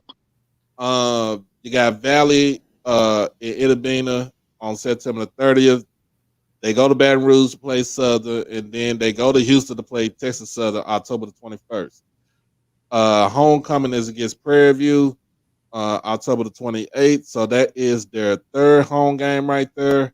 And then they got Alabama A&M November the 4th. Their fifth home game is Lincoln University. And that's Military Appreciation and Senior Day.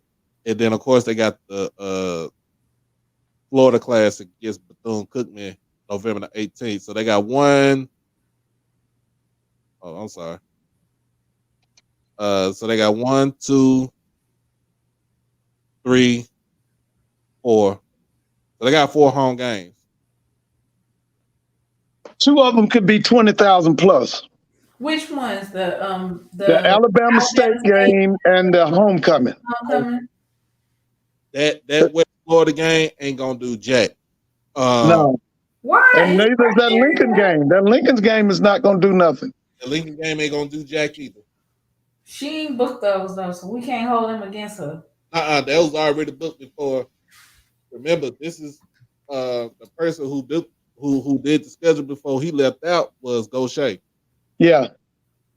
Yeah. Now they're saying that South Carolina State reneged on them for this year. They were supposed to have South Carolina State on the schedule this year.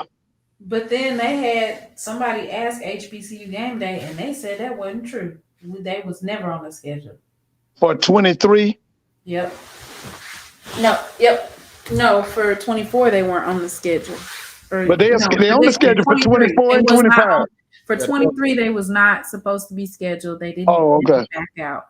Yeah, so I think Mr. Campbell was the one that said it, and then they did an article on it. Oh, I got it. Both of the 80s. We got it. Yeah, we got it from you got it firsthand from her mouth. AD Keisha Campbell from South Carolina State.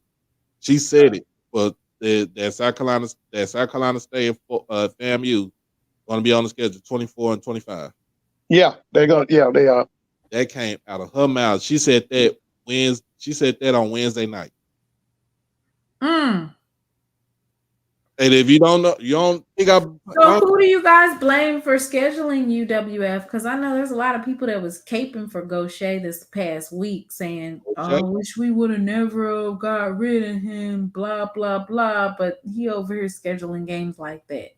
Gaucher was the last AD who had the I want to say the power, but yeah, he did have the power to actually schedule the game. But also, if it was me, if you really think about it, Willie had a hand in that too. How? Because coaches don't get to choose. No, coaches. Some do. Yeah, they do. Yeah. Yes, Mr. Brown. Some of them do. Oh, yeah, the majority of them do. Yeah. You got to call around to fill out a spot. They're gonna call some coaches. They're gonna call some schools. They would have been better off if you are gonna schedule, which I'm gonna still make fun of you. But if you are gonna schedule a D2, then schedule a HBCU D2 that maybe played back in history. Y'all played on evil. They've always played Albany State. They've always played Fort Valley. They've always played Tuskegee. I was shocked when they didn't get one of them. That's what they should have done. If you're going to do that, North Carolina Central, they play Winston-Salem State. That's a rival, old rival. They keep on saying it's a rivalry. I'm still Yeah, going to that's an old rival. that it's a D2 school, and why are you Yeah. scheduling that if you're the best football country? Well, you gotta realize too, program in the North Carolina country. Central was a D2 school before they even jumped up to FCS. Yeah, all of them were. The MEAC was created out of the CIAA. All of them at one time were D2. You still don't get a pass for scheduling D2 schools just because they're a rivalry from back in the day. I'm gonna still say something, But they right? those, Are we talking strength of schedule? but they one of those schools where it's a continuous rivalry since Yeah. The oldest rivalry of all is Tuskegee and Alabama State. And Tuskegee's Division II, SIAC. but That rivalry goes back to 1890 something. Tuskegee be beating the brakes off of Alabama State most of the time. Yeah, that's an old rivalry. That Turkey Day Classic. I'm telling you. I'm with renewing. I'm with renewing the classics, but if they don't make dollars, it don't make sense. Now that I've Well, that one makes money there. That Turkey Day makes money. That everything in the milk ain't clean. That that might be a fake email because it said, "Hey, it got me thinking." And now that we done got this hint of the Blue Blossom Classic coming up here, we gonna see something shake after September 2nd. Now I'm gonna tell you like this. I'm about to get to this because I did not like this. I did not like how they did this. I did not like what they were trying to do with the trolling. Y'all fail at the trolling. I'm sorry. I had to say something about this. Your failures at trolling is atrocious for FAMU. FAMU just need to stick to saying they are the number one public HBCU in all the land and all this other stuff like that. You can't troll worth of nothing. My friend, my co-host, do not look great in this damn orange and green. Apples and oranges. Limes and oranges. Ooh. Who put this peas? What you say? Peas and carrots. Mr. Campbell probably did it. It's probably Mr. Campbell. We don't look good at peas and carrots. Mr. Campbell. I would never do my friend like that. Don't come around there and bust y'all in the head. I'm not gonna say too much. I'm buying my time, but I do want to play my response to it. Let me know when you pull up. I'm about to.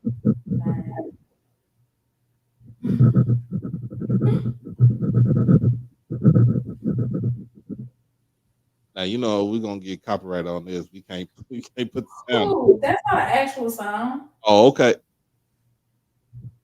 Hell to the no. No, hell no. To the no.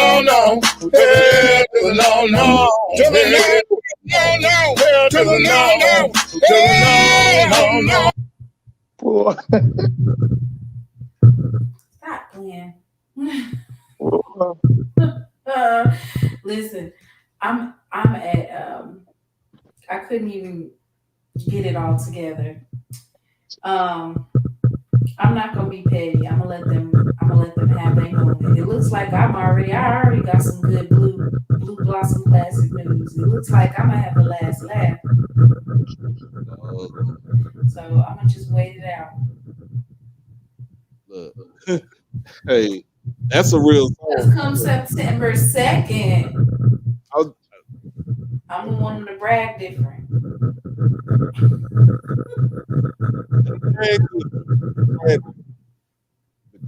Tomorrow you're gonna have the last laugh in more ways than one. Yeah. So I'm gonna reclaim my time for right now. I'm reclaiming my time. Y'all wait. Y'all know I'm petty. Hey, Maxine Waters.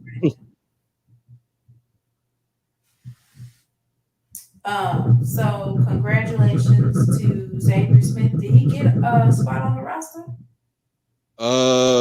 Yeah, I think he is. Well, I mean, it's preseason, so I mean, it's training camp, so he should be able to get a spot on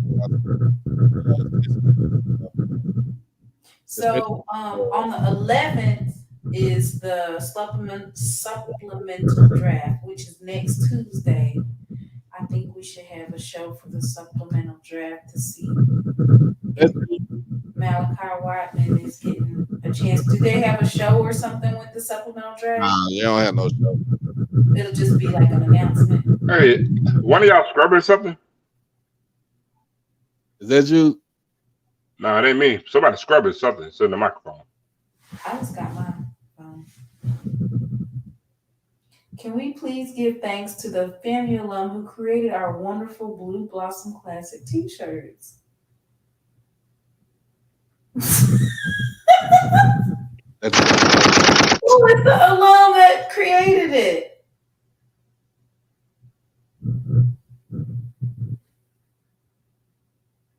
Oh, that was Mr. Ford with the scratcher. Mr. Ford, you scratching your head or something? No, that wasn't me. I heard it, but it wasn't me. Oh, Lord. Yeah. You have the eternal last laugh from what I saw today. Mr. Walker said that he went to practice and it looks like there's some giants on the field. Oh, they said it's me kicking my leg. Oh. Stop kicking. I want, man, how many more weeks we got? 7? 7 more weeks, 49 days, y'all. Man, that is just around the corner. It's just around the corner. He was saying the Giants for Jackson State, or who were these Giants? Who were they with? About the QB. Mr. Walker call in and let us know. He went to practice today. For Jackson State? Yeah, he said Coach B got him looking like some dogs out there. Oh yeah. Oh, Zoe they some dogs. He's trying to keep it under wraps. Trying to keep a secret. I'm not. Defensive line is 3 deep. Here you go. No, I'm not keeping none the secret. I mean, I told the world like literally a month ago. I'm like, wait till y'all when they see this team in Atlanta, they're gonna be like, I'm just trying to tell y'all, this team to a man, this roster is better than what it was last year.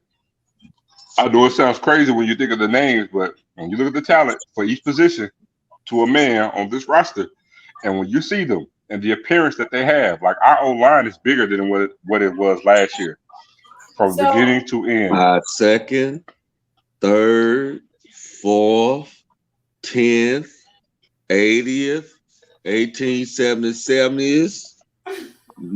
Man. I've been telling them, I'm like, Zoe said it, because I came in, because my son, he's gonna be my only child. He's gonna be a senior next year, and we took his little, he did his little senior photo shoot today. So we ride around town. He like, Dad, let's stop at JSU, and I'm always down for the call. So Mr. Ford, I don't know. Willie, I don't know.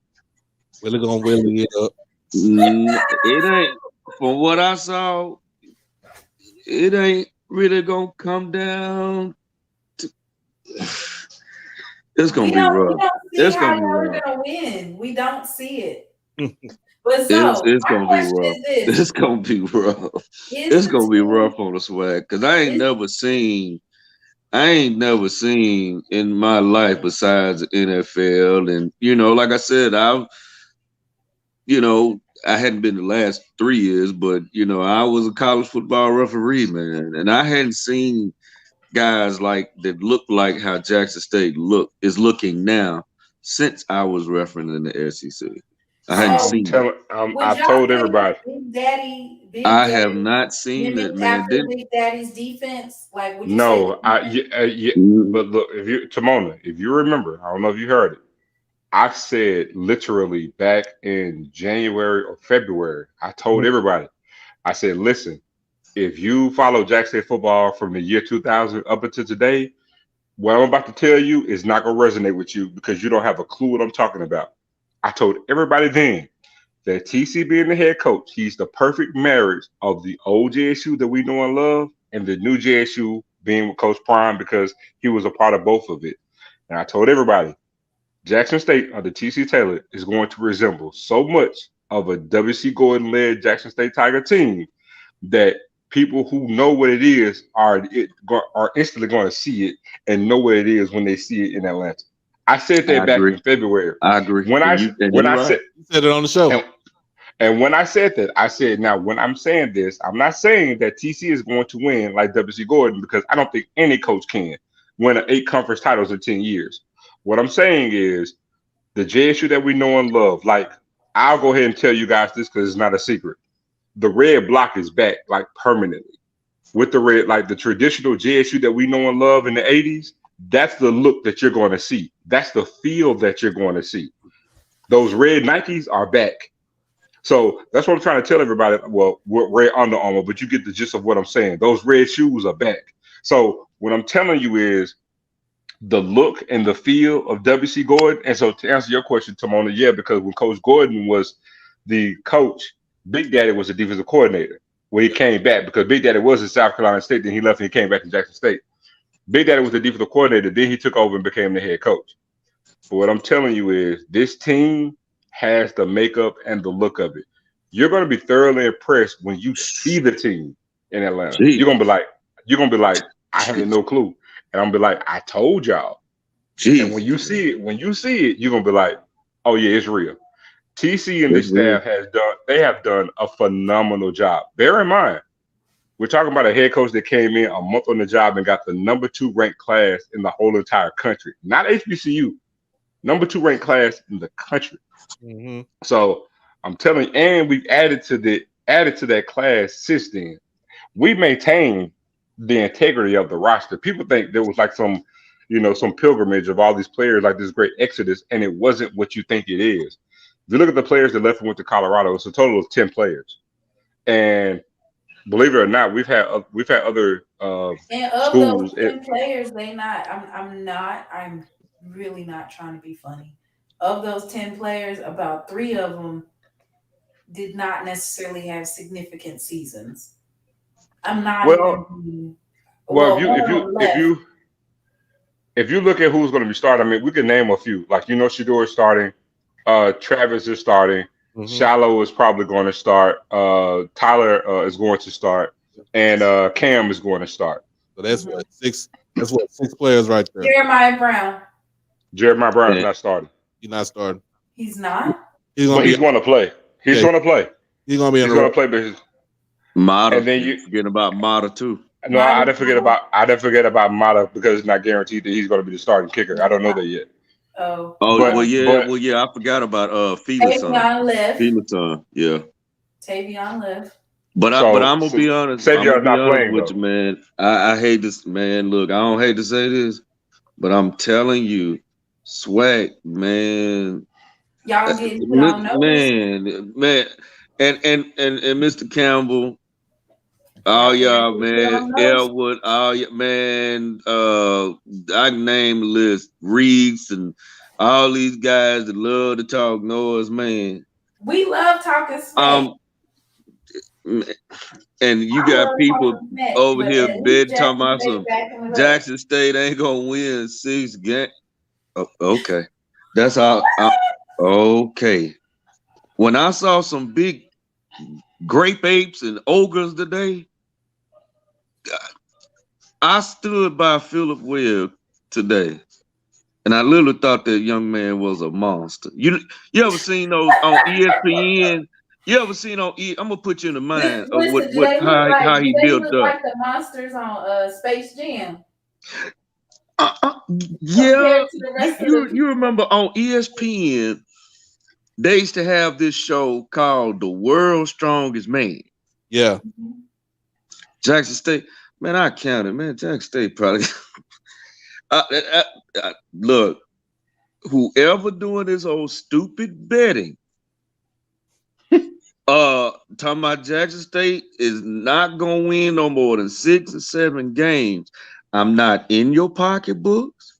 I don't. Maybe there's some just some mess off money, but do not expect to win that bet. From what I saw today, I don't think Jack State. I'm gonna be honest with you. I'm gonna go ahead and say it now, man. From what I saw today, because like I said, it put me too much in mind because you talking to a guy that has repped at camps like Alabama, Mississippi State, Tennessee, Middle Tennessee State, University of Memphis, and I saw the same product in the SWAC. Jackson State, I'm gonna be if man, there's no way Jackson State gonna lose a game this year. No way. Let me say this. The difference is because I see someone in the comments said that everybody looks good in the preseason. Okay, that could be. That could be true. Here's the thing. Here's the difference. When we talk about how they look, I'm not comparing Jackson State and how they look to other teams in the SWAC. Bear in mind, we're talking about a school that's on a 20-game conference winning streak. So what I'm comparing to what it looks like, it looks exactly mirroring what it was last year. You saw what we did last year. There's not a drop off. This team didn't drop off in talent. There was no dip in talent. This team actually is not a mirror image of last year. It's an upgrade. I'm trying to tell people this roster has not dipped in talent in any shape, form, or fashion. We've actually upgraded in talent. This roster I'm not being a JSU fan when I say this. This is not hyperbole. This is not me being a homer. I'm trying to give people a fair warning. This roster to a man is better than what it was last season. You can think I'm being a homer if you want to. The quarterback room is better. Running back room is deeper. The wide receiver room is a push. Tight end room is significantly better. O-line is significantly better. The D-line was already a monster, but it's been upgraded because there's two other pieces that you know nothing about that's there. Linebacker room is way more deeper. Yes, do we have to replace Aubrey? Yes, we do. But you can replace Aubrey with numbers, and we're going to play a lot of numbers. The back end is the back end. So I'm just trying to tell people, like, DB room upgraded. DB room is upgraded. For sure, because what we did at safety, like I told people, Cam he was an all-conference player, first team all SWAC. And I'm telling you, what we're putting out on the field at safety, we have upgraded both safety spots. It's not hyperbole. And special teams is so good that they can actually start if they wanted to. From what I saw, they can actually start two freshmen at corner, two freshmen at corner, like right now. I'm talking about like today. They can start. Bruce. I'm just talking about at corner. I'm talking about at corner, man. So here's the thing. Doc. Bruce can play corner and start, but Bruce is actually playing safety right now. Yeah. I can see him being the safety though. But here's the thing, but he can play corner. He can play both. See, and that's the thing, not to get too much away, but we have a lot of versatility in the DB room to where we actually have about 4 safeties who can actually play corner and then move out and play safety as well. And that was done by design. I'm trying to tell people, like, this roster is loaded. When you see it, when you guys see the product that's on the field, there will be no drop off. I can assure you that. And then just based off of the strength and conditioning, it's like not only are you able to switch them out, you fresh 4, switch out another 4. Well, what we're doing is the defense is going to be versatile. So because of what we do offensively, what we will do offensively, it's like a death by 1,000 paper cuts. So we have what we have back on defense. Pretty much everything returns. The only thing you're replacing is the middle, right? So the thing is that we're going to be able to be versatile in our looks, but then also with personnel. So if we play a team that wants to do something in regards to being up tempo, we can play that. But also when it comes down to the depth that we have, because the fact remains, no other school in this conference has the depth that we have and actually has experience. Nobody has the experience depth that we have. People think I'm like just being a homer when I say we're 3 deep on the D line. Well, we were that last year. and we retain that. So yeah, we're going to be 3 deep along the defensive along the line from tackle and rush in spots. But then we have versatility from the outside linebackers who can actually jump out and play safety as well. So that's the thing. This defense is going to be extremely versatile. A lot more versatile than what we were last year and what we're asking them to do. So again, and you're going to see our corners who play outside that can play inside. And like I said, Batman can play corner. You'll see some of our cornerbacks play corner and safety. We have the ability to do so. But again, that speaks to the talent and the depth of this team. And this is actually the first time I've even mentioned this. But that's what I'm trying to tell people. I'm not saying this as a fan. This is just someone who goes to practice every day, reporting, letting you know what it is that we have. Because again, I'm not comparing it to another school. I'm comparing it to what just left off the field in Atlanta in the Celebration Bowl. Yeah. Because I have that standard, the new standard, or what we call the new JSU. I'm upholding what we have to that standard, and I'm telling you what we did defensively. And mind you, we did have the number one ranked defense in the whole entire country, not just HBCU ball. And so for anyone who comes in and say, "Oh well, the defense was number one until they got to the bowl game," well, I mean, tell me how many of your teams will fare well losing 6 defensive linemen literally 3 days before the game. It's not an excuse, but that's just a fact. But we recruited to that standard to replace those that left. And again, what you guys are going to see when we unveil in Atlanta, you're in for a treat. And I'm ready. I'm excited. Look, I always come on here and people say, "Oh, she's delusional. She's delusional." If it's on paper at the recruiting, and then after paper, we see the progression, we see the unity, we can see, and these are just little sneak peeks and snippets that we're allowed to see and to get a peek of what Jackson State is doing. And every time we get a peek, we see the progression, and it's exciting. It's going to be an exciting season, though. Mr. Ford. Yes, can you hear me? Yes, sir. Did you get a chance to watch the Swingman Classic last night? I watched I knew it was coming on, but I watched the Braves and I went to bed. I watched the Braves in Tampa Bay and I let it go. Well, did the Braves lose? No, the Braves won last night and they just won tonight. The Braves is hot. Braves is like they the hottest team in the major leagues. I know Zoe.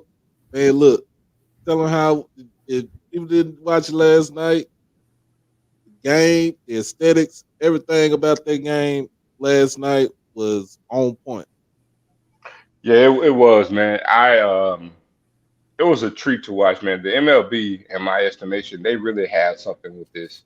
They need to build on it and grow it to more, and actually get behind it. The game was attended well. The uniforms tonight, the presentation, and everything I was pleasantly surprised, especially being this is the first year of it. You know what I'm saying? And if this is the floor, I can only imagine what they do, going forward. Plus, it's on us now to just try to get an influx of better talent, to even put a better product in that game. But what I saw last night, man, they only can go up from here. They will be, I think from what I'm hearing, they will be in Arlington. Because that's where I think the All-Star game is going to be in Arlington next year. So they'll do it again next year in Arlington at Globe Life Park. So if they're here, I'm gonna try to attend though, for real. Like it's I want to go out and represent everybody. And look, I'll not to change subject. I did want to add one last thing. I'm about to jump off, but if you remember in particular, just to kind of prove my point, when I came out in the spaces everywhere last year, and I told everybody, and I said, look, this Jackson State team, I'm speaking of last year, I was like, hey, this is going to be the most well-conditioned team in the conference. Mm-hmm. And I was like, man, Mo Sims, when you guys see the product that he's going to put on the field, I was like, it's going to be night and day to what we had the previous year. Right. And I said, we will have the best conditioned team in the conference. And you know what? It revealed itself because every game You never had players huffing puffing for air. We didn't have any major injury issues when it came to like during the game. And every game that we faced, multiple players when we played went down with injuries and were winded. And we saw that in every game. I'm telling you guys now, the product that Coach Beef is putting out of here, you know what I'm saying, and what he's doing. Mind you, he's coming from Texas Tech, and the assistant strength coach is coming from TCU. They just so happen to play the national championship. Yeah. They work hand in hand with each other. Telling you guys now. And and Jackson State, I'll be willing to bet you, we probably have the biggest HBCU strength staff in the country for HBCUs. We have 5 guys on staff on payroll. Then you talk about the GAs and then the students. I'm just telling you now, no other HBCU is doing what we're doing from a strength coach perspective. And I'm telling you now, this team will be the best conditioned team in the SWAC. I said it last year. It was like, oh, you just talking? Well, it proved itself. I'm not being a homer when I say this. When you guys see what the work that he's doing, especially when you see the transformation that the freshmen that specifically came and enrolled in January, and we have 5 freshmen on campus in the spring, which is a rarity for an FCS program. It was Tristan Cyan, Bruce Mitchell. You had both. You had, I call them the Zay twins. You had both Zay twins, Batman, Tristan Cyan, and I forget my guy, the O-lineman. I keep forgetting his darn name. Is it the Aquarius? The Queries. I thought he was. Oh yeah, he came from Holmes. Holmes County. Holmes County.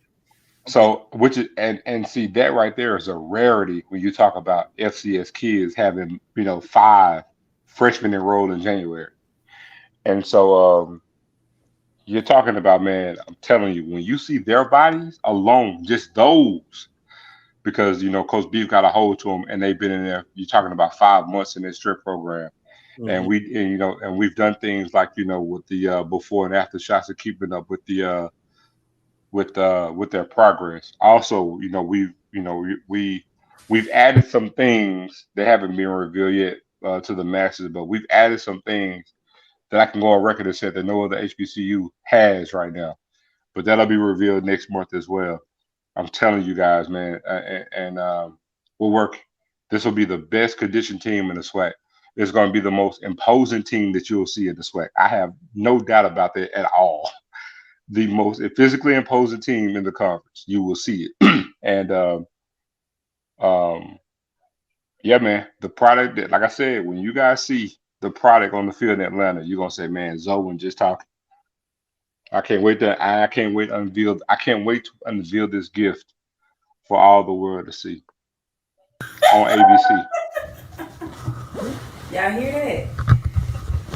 Christmas in August. We're gonna be opening up presents every week. The whole football. Man, I'm trying to tell you, man, them boys look violent, man. Hold on now, Trey Vlogs. You talking about JSU could beat the Cowboys? Don't go there.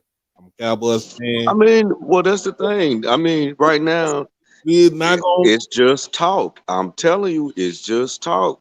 It's going to be some harsh realities. When I'm out there, I can't even outrun an offensive lineman that's well over 300 pounds. Okay. Well, the thing about it is, you're gonna be caught off guard. People gonna catch them off guard because of the fact that they think they've already discounted and written Jackson State off. That's it. So to any of us speaking, especially me, I'm number one. Any and everything, any show I have, any film I'm showing, she's delusional. Jackson State done fell off. Prime ain't there no more. So we can yell till our throats don't work no more. But at the end of the day, they get ready to show and tell.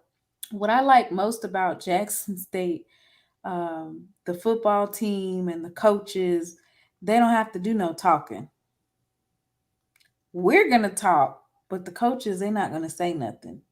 And I like that. And Coach TC Taylor, he's in the media and in the press, he's more so, he's a man that does not necessarily have to do a whole bunch of talking, but you can see the work that he's put in. So all that extra talk and all that disrespect that we was getting, oh, he can't coach, oh, he can't recruit, oh, he can't do this, oh, he can't do that.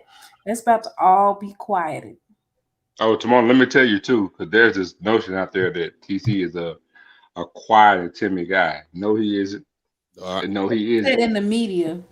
No, he isn't. He's just not a very vocal person when it comes to being behind a microphone. He is not. He doesn't lack confidence. He's not a quiet person. If you know him, he talks a lot actually, and talks a lot of trash. You know what I'm saying? He talks a lot. You going to class, going to school? He talk big shit. So let me tell you, the team, yes, and even this team, they have taken on his personality. Trust me when I tell you.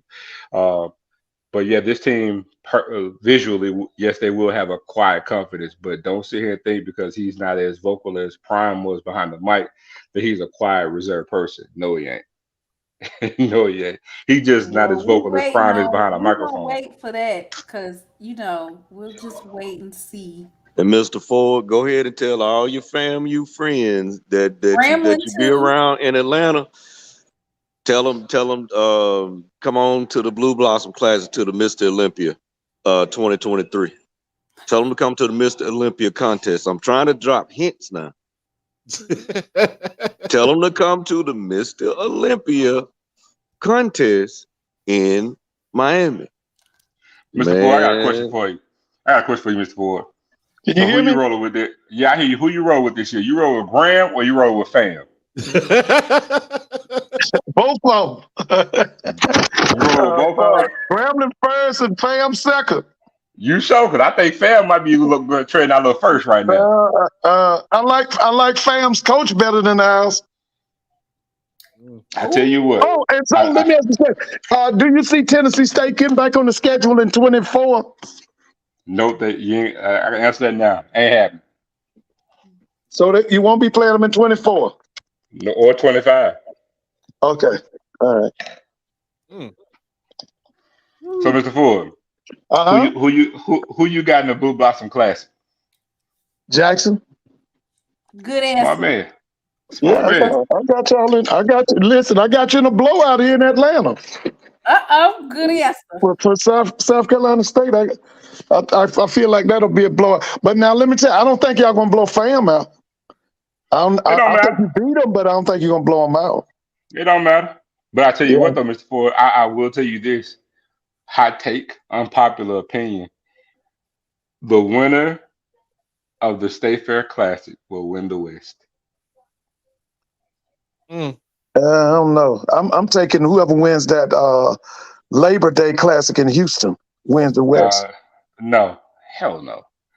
Hell no. I got to see Grambling. No, there's some things about Grambling I ain't. I got to see Grambling. Mr. Ford, you got to have some.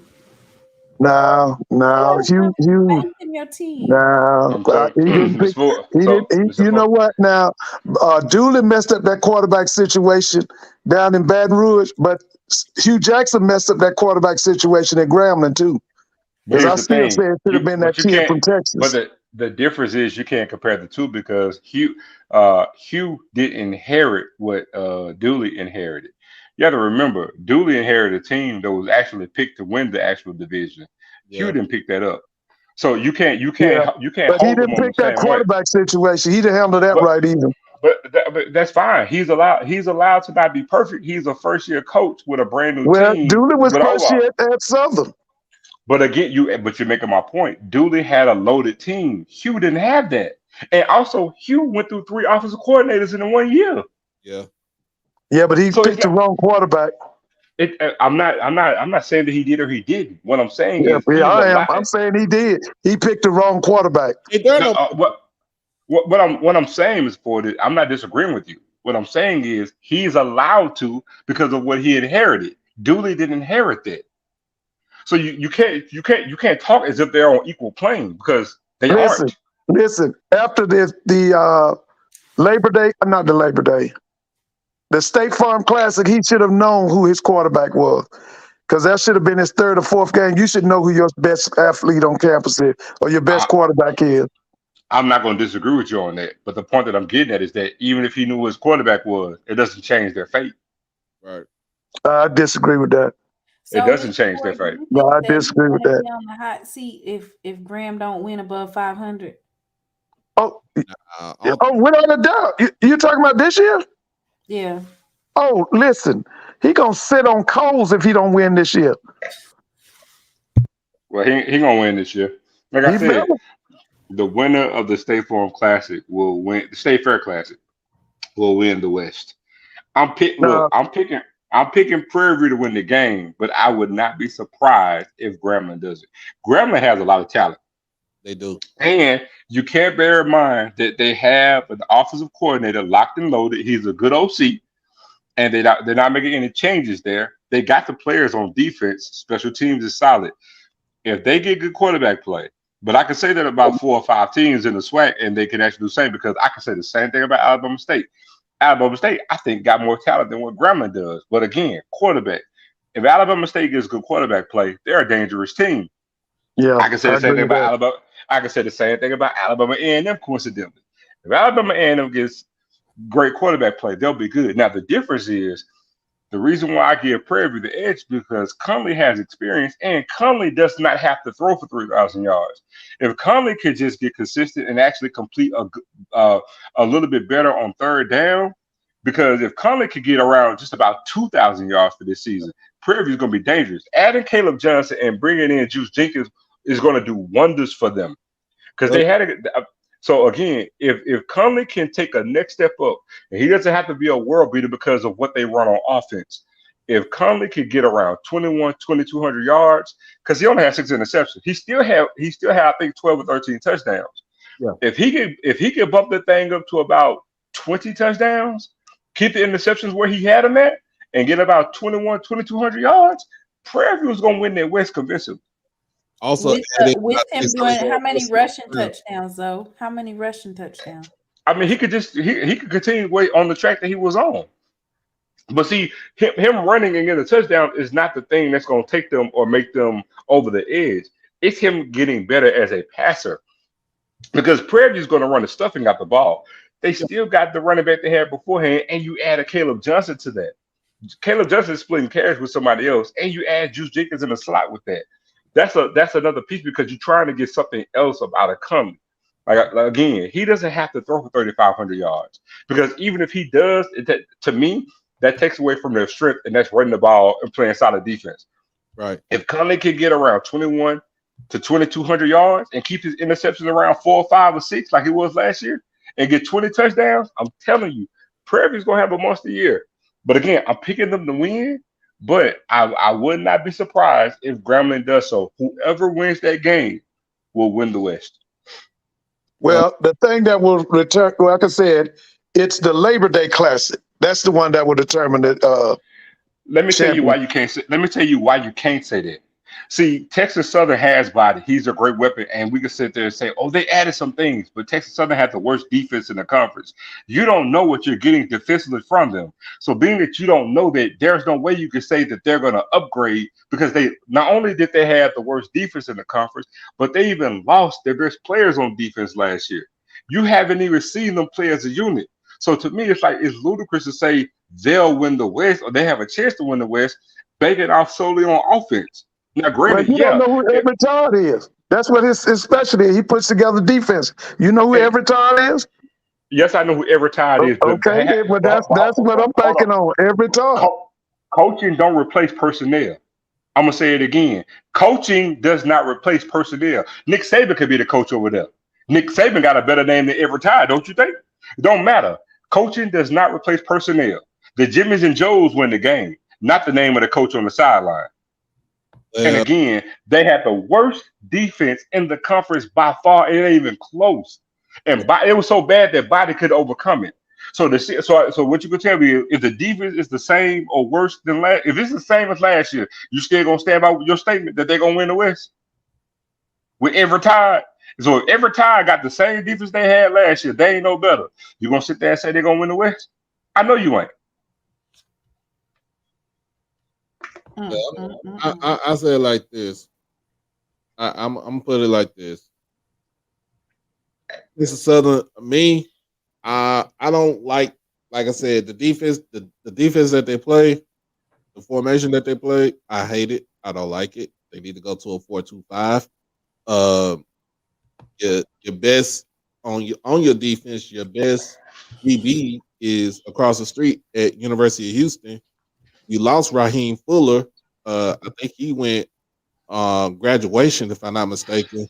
So you got a lot of players that you lost off that team as far as on the defense go. Now the offense is basically can Andrew Body stay healthy?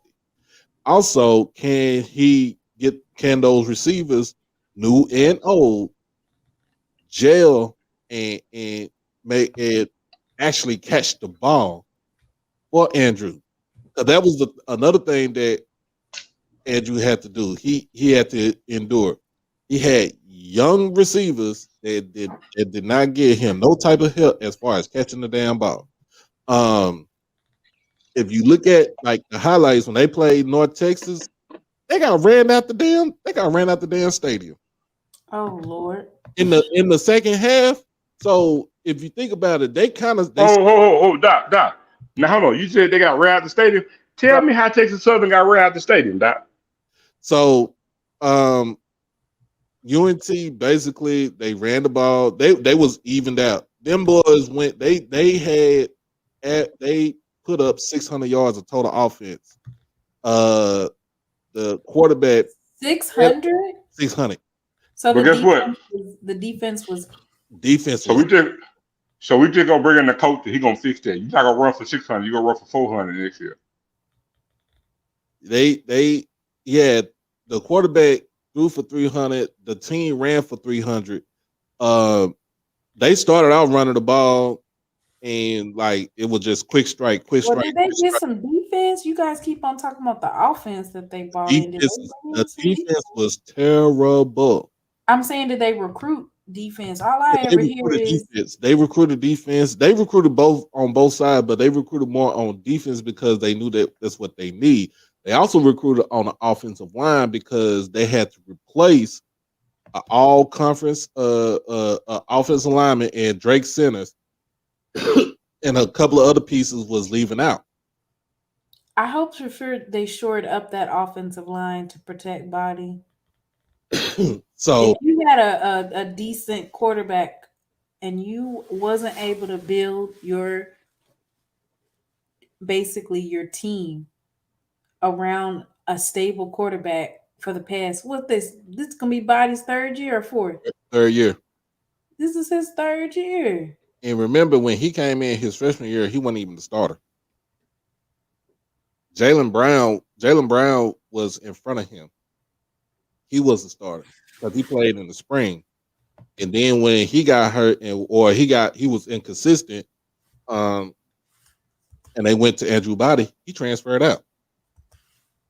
Oh wow. And like I said, you're talking about Andrew Body is the fourth, either the third or fourth leading passer in Texas football history in high school. You're talking about a kid that threw for 14,000 yards. A lot of kids don't even throw for that much in college now. But what they did was it's put up or shut up, boy. It's put up or shut up. Shut up. And my whole thing is too, if Texas Southern don't get it done, my boy Craig Hall told me. He already told me. McKinney gonna be right back at Yates High School. No, McKinney can go down to Grambling and take. I'm gonna tell you, Tamona, Zoe, Mr. Ford, he gonna be at Yates High School. He gonna be right back in Yellowstone, in Houston. That what my boy said. He already said That's it. crazy. So we got Fred McNair on the hot seat. If he don't go 10-1 this year and win the SWAC, that's what a couple of people from Alcorn said, that he's on the chopping block, or he's gonna have some heat because he didn't renew his contract. Well, Willie gonna be on the hot seat after Labor Day weekend. Yep. I think Willie he's gonna have to exit stage left, because this year he's not running through this. First of all, he's not gonna beat Jackson State, but on top of not beating Jackson State, them other games, they're not laying down like that. So you're gonna lose a couple more on top of Jackson State. You're not running through Valley book it. Valley gonna beat FAMU. I said that's making them go 7-4. If you lose it, I'm gonna tell you like this. If you lose to Valley, i.e. FAMU, i.e. I want to say Trey Oliver because he got a national championship. All right. But who else is on the schedule? So I didn't say that. I didn't say that. Prairie View, you lose to Valley. A&M, if you lose to Valley, all y'all should be fired. Why should they be fired? You shouldn't lose to Valley. The only one, the only one that I think that if he loses to Valley will instantly be fired, especially where the placement of that game is Coach Simmons, because he's already going to be on the hot seat for losing to Jackson State again. It's going to be getting a little warm. Then you go down to Itabena, Mississippi, and you thinking stuff sweet. And you thinking, okay, let me just go ahead and grab this win out, and then they knock the you gotta reverse. That's Mr. Ford. That's Mr. Ford. Mute Mr. Ford. And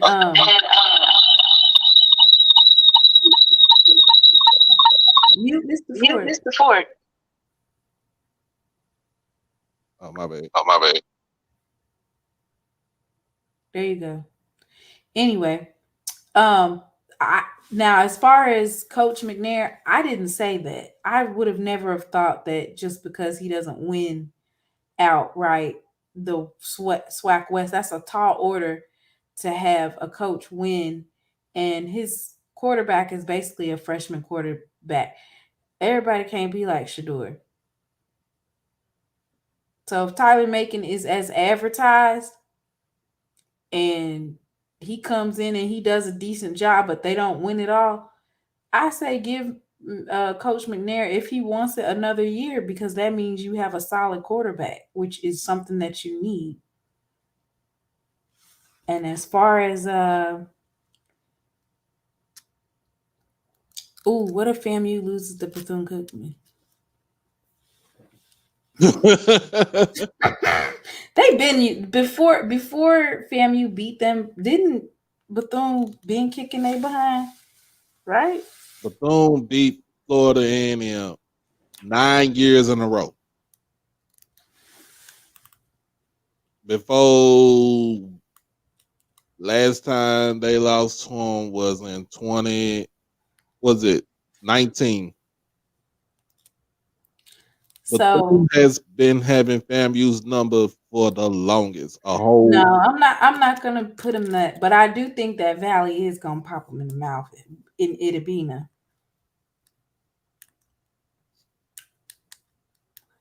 Well, we shall see. 49 days until the season come around, y'all. Wait, what about Coach Maynard? Coach Maynard? He should have been recruiting more 5-stars. What's going on over there? Better use that damn pink scooter. You go. Hey, don't you find it funny that Maynard's talking now? He didn't talk for 2 years. Now he's back talking crying on. Listen, all of these coaches is letting they nuts hang. I ain't never heard so much talking from them in my life. They getting he just got humbled. It was That's what I'm saying. He was quiet as a church mouse all last year. He back talking now. When he here, I be quiet. When he leave, I be talking again. Like, and it's not just him, Zoe. It's not just him making these little jokes and keying and stuff. It's not just him. We done had a couple of coaches violations, and I have them screenshot, video recorded, and downloaded. They will be used as bulletin board material. Oh, I'm about to say, we're in trouble. Especially our homecoming. Oh man, I'm trying to get an interview with him. Who? With E-Rob. So I can still interview you. I want to ask a question. I want to ask, what do you plan on doing this season, offensively, to make sure that you're able to win in your division? I want to know, like, so you trying to be nice to everybody now? Why ain't trying to be nice to everybody? Shoot, I'm still asking. Yes, you are. Who's the other person you trying to be nice to? I mean, I'm not being rude. This is just based off of what I see. I'm gonna ask my question. He said in his post conference, I hope y'all book us for y'all homecoming this year. Did he not say that? And guess what happened? He got booked for the homecoming. Your wish is our command. We did. I didn't make that up. He said that. What you got up for this week, though? This week, I'm trying to see if I can do some more player interviews. Start doing a breakdown of players to watch this year for the SWAC and the MEAC. So I'm gonna be on my study grind as far as what I'm gonna look at and how to break all this down and stuff like that. And then of course watch some home run derby on Monday night, and then Tuesday watch the All-Star game. Okay, cool. And then we'll on Saturday we'll have y'all opinions, and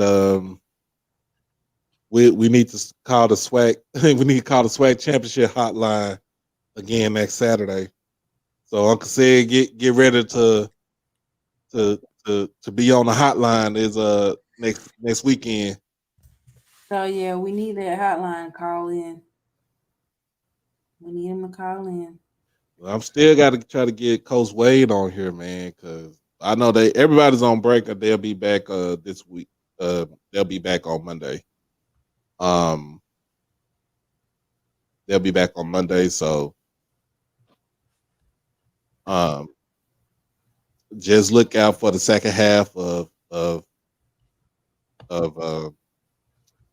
summer workout, and then once August hits, that's when actual practice will start. So these are all just straight workouts, and then when actual practice start, we'll get into more of that, tuning into more about the practice and what we need to see, and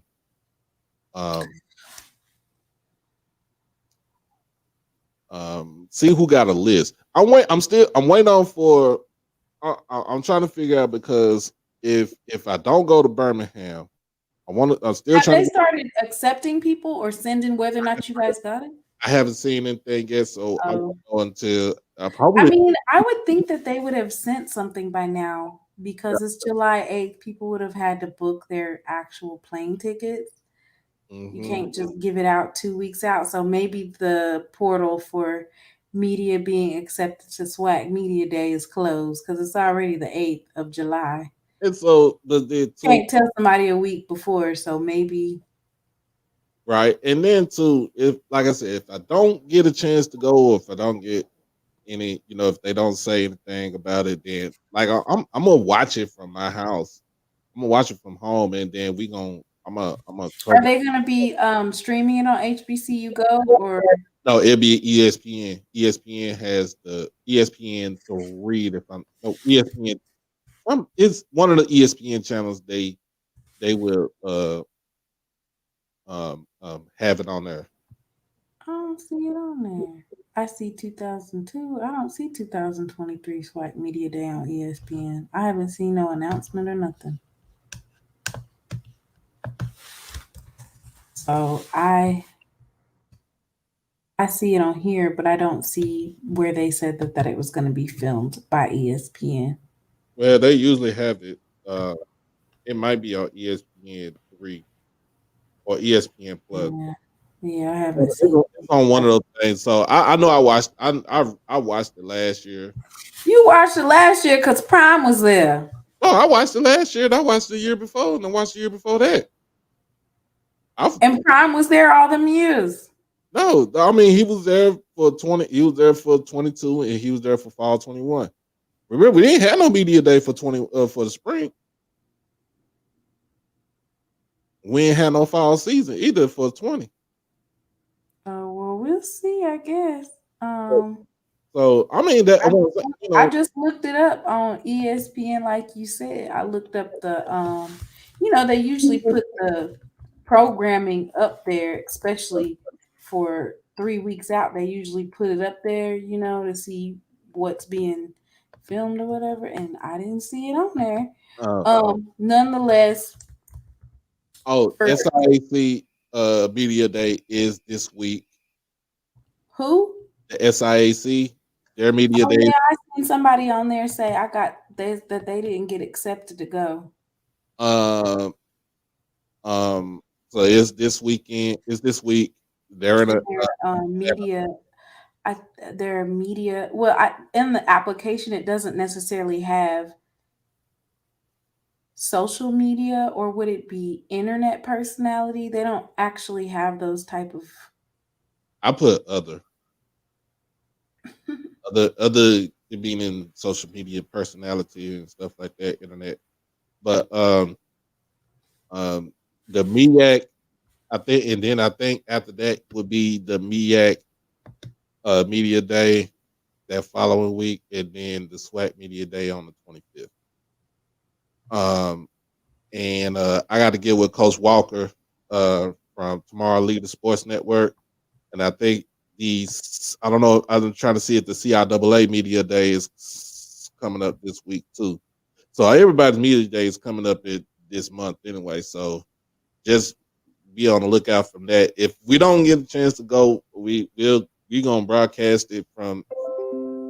We're gonna have it here.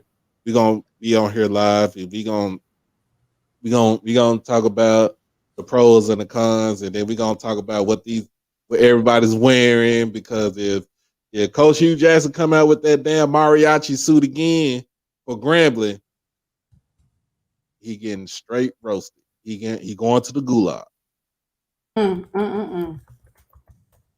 Who going to the gulag? Coach Hugh. If Coach Hugh come out with that mariachi suit again, what they wore for Media Day last year. Oh my goodness.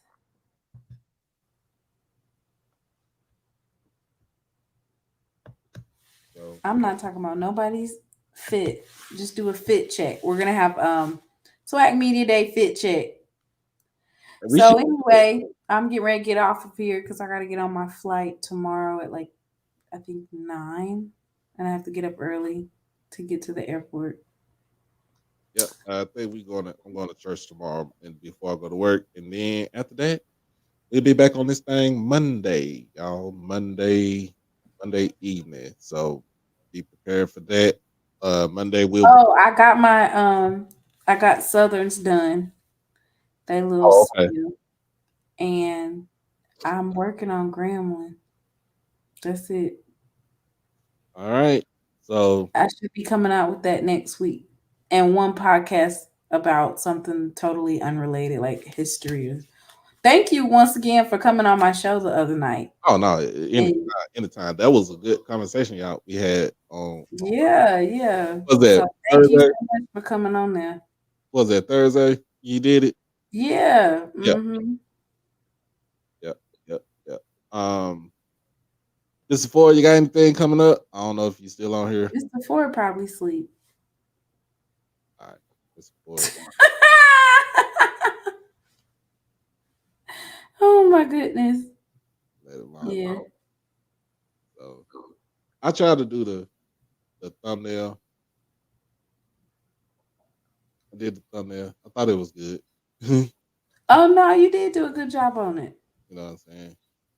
We in the smoke. So we bringing the So smoke. you want the smoke. I don't want no smoke right now. I'm smoke free right now. I'm really, you know what? I'm really gonna tone down my pettiness until Football season. football season because I want you to feel me. If I'm just gonna keep on being petty here and being too loud right now, by the time football season roll around, it's not gonna have the effect that I needed. So football. So when football season starts, we Saturday nights, Saturday Night Live. It will be more of a post. It will be a post game show.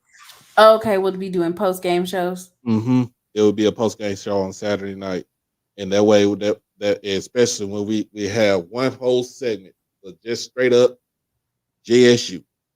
Well, you know, during football season, we might have to do 2 shows a week because Oh we're yeah. gonna need a show in the middle of the week where we bring on an opposing podcast. Ooh, yeah, we got to do that. Got to do You that. know, Gotta we do got to that. bring them on the show so we can go over each other's teams So and do our predictions, so place our bets. so the first person we gonna bring on for the Swag Me At Challenge, Oh, we got to bring Kobe on. got to bring on Kobe, and I'll let him know. We bring on Kobe because he rep for South Carolina State, even though he Who does. coming on for FAMU? Who? For FAMU? I'm gonna get my boy Bridges. I'm gonna try to get my boy Bridges if we can get him on there. Now that would be a case like you have to if he was still here, if Kofi was still here, Yeah. that would be Rest in one peace, person. Kobe. Rest in peace, Kofi. Somebody ONG Strike Zone. Okay. So that would be for FAMU. Now we got Southern. Who's coming for Southern? I got to get my boy J Max. All right. Got to try to get my boy J Max. He been quiet. He can be kind of quiet. And for Texas State, I don't know who's there for Texas State. We got Alabama State would be the wild card, Khalil Stewart.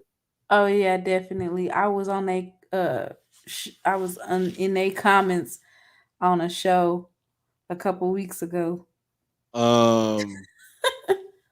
Let's see. You got Alabama A&M from the Hill 1875. That podcast right there with my homegirl Jennifer Murray and the rest of the crew with them.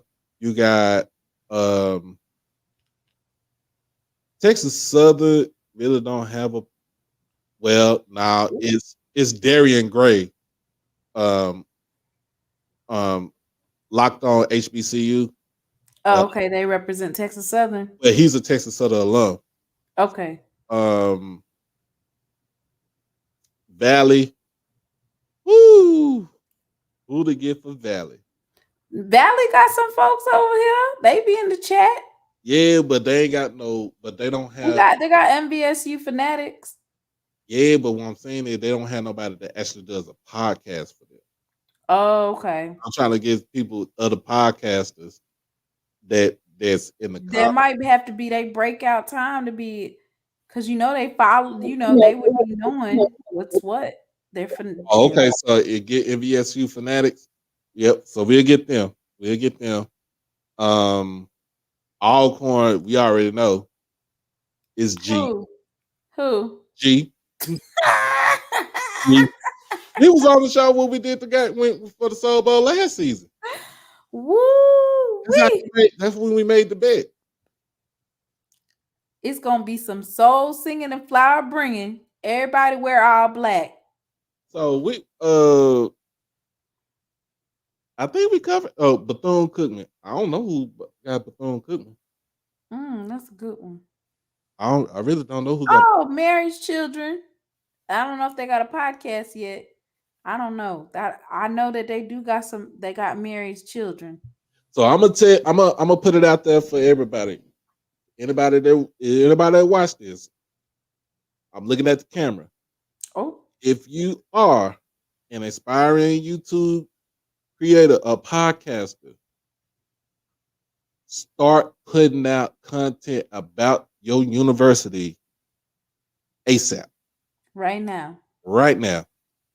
Right before the season. That way we can all get people to jump on your stuff, get your subscribers up, get monetized, and we can. They done reduced it to 500 subscribers now to get monetized. Really? Yeah, it used to be 1,000. It's only 500 now. It gotta be. Come on now. No, but seriously, we're gonna have to navigate and get these contracts signed for these pre-game shows and post-game shows. We got to get it all in line. All right. And that way we can get our advertisers and stuff for our shows. So yeah, we can do all that. So I can try to get with the podcasters. I know you can do the actual financial, like the contracts. It's not necessarily a contract, but I mean is basically we locking in the dates. Right. So that they'll know, we'll know, everybody will know like the dates, just so somebody else doesn't already lock them in. Right. We'll talk about it later. But great show tonight. And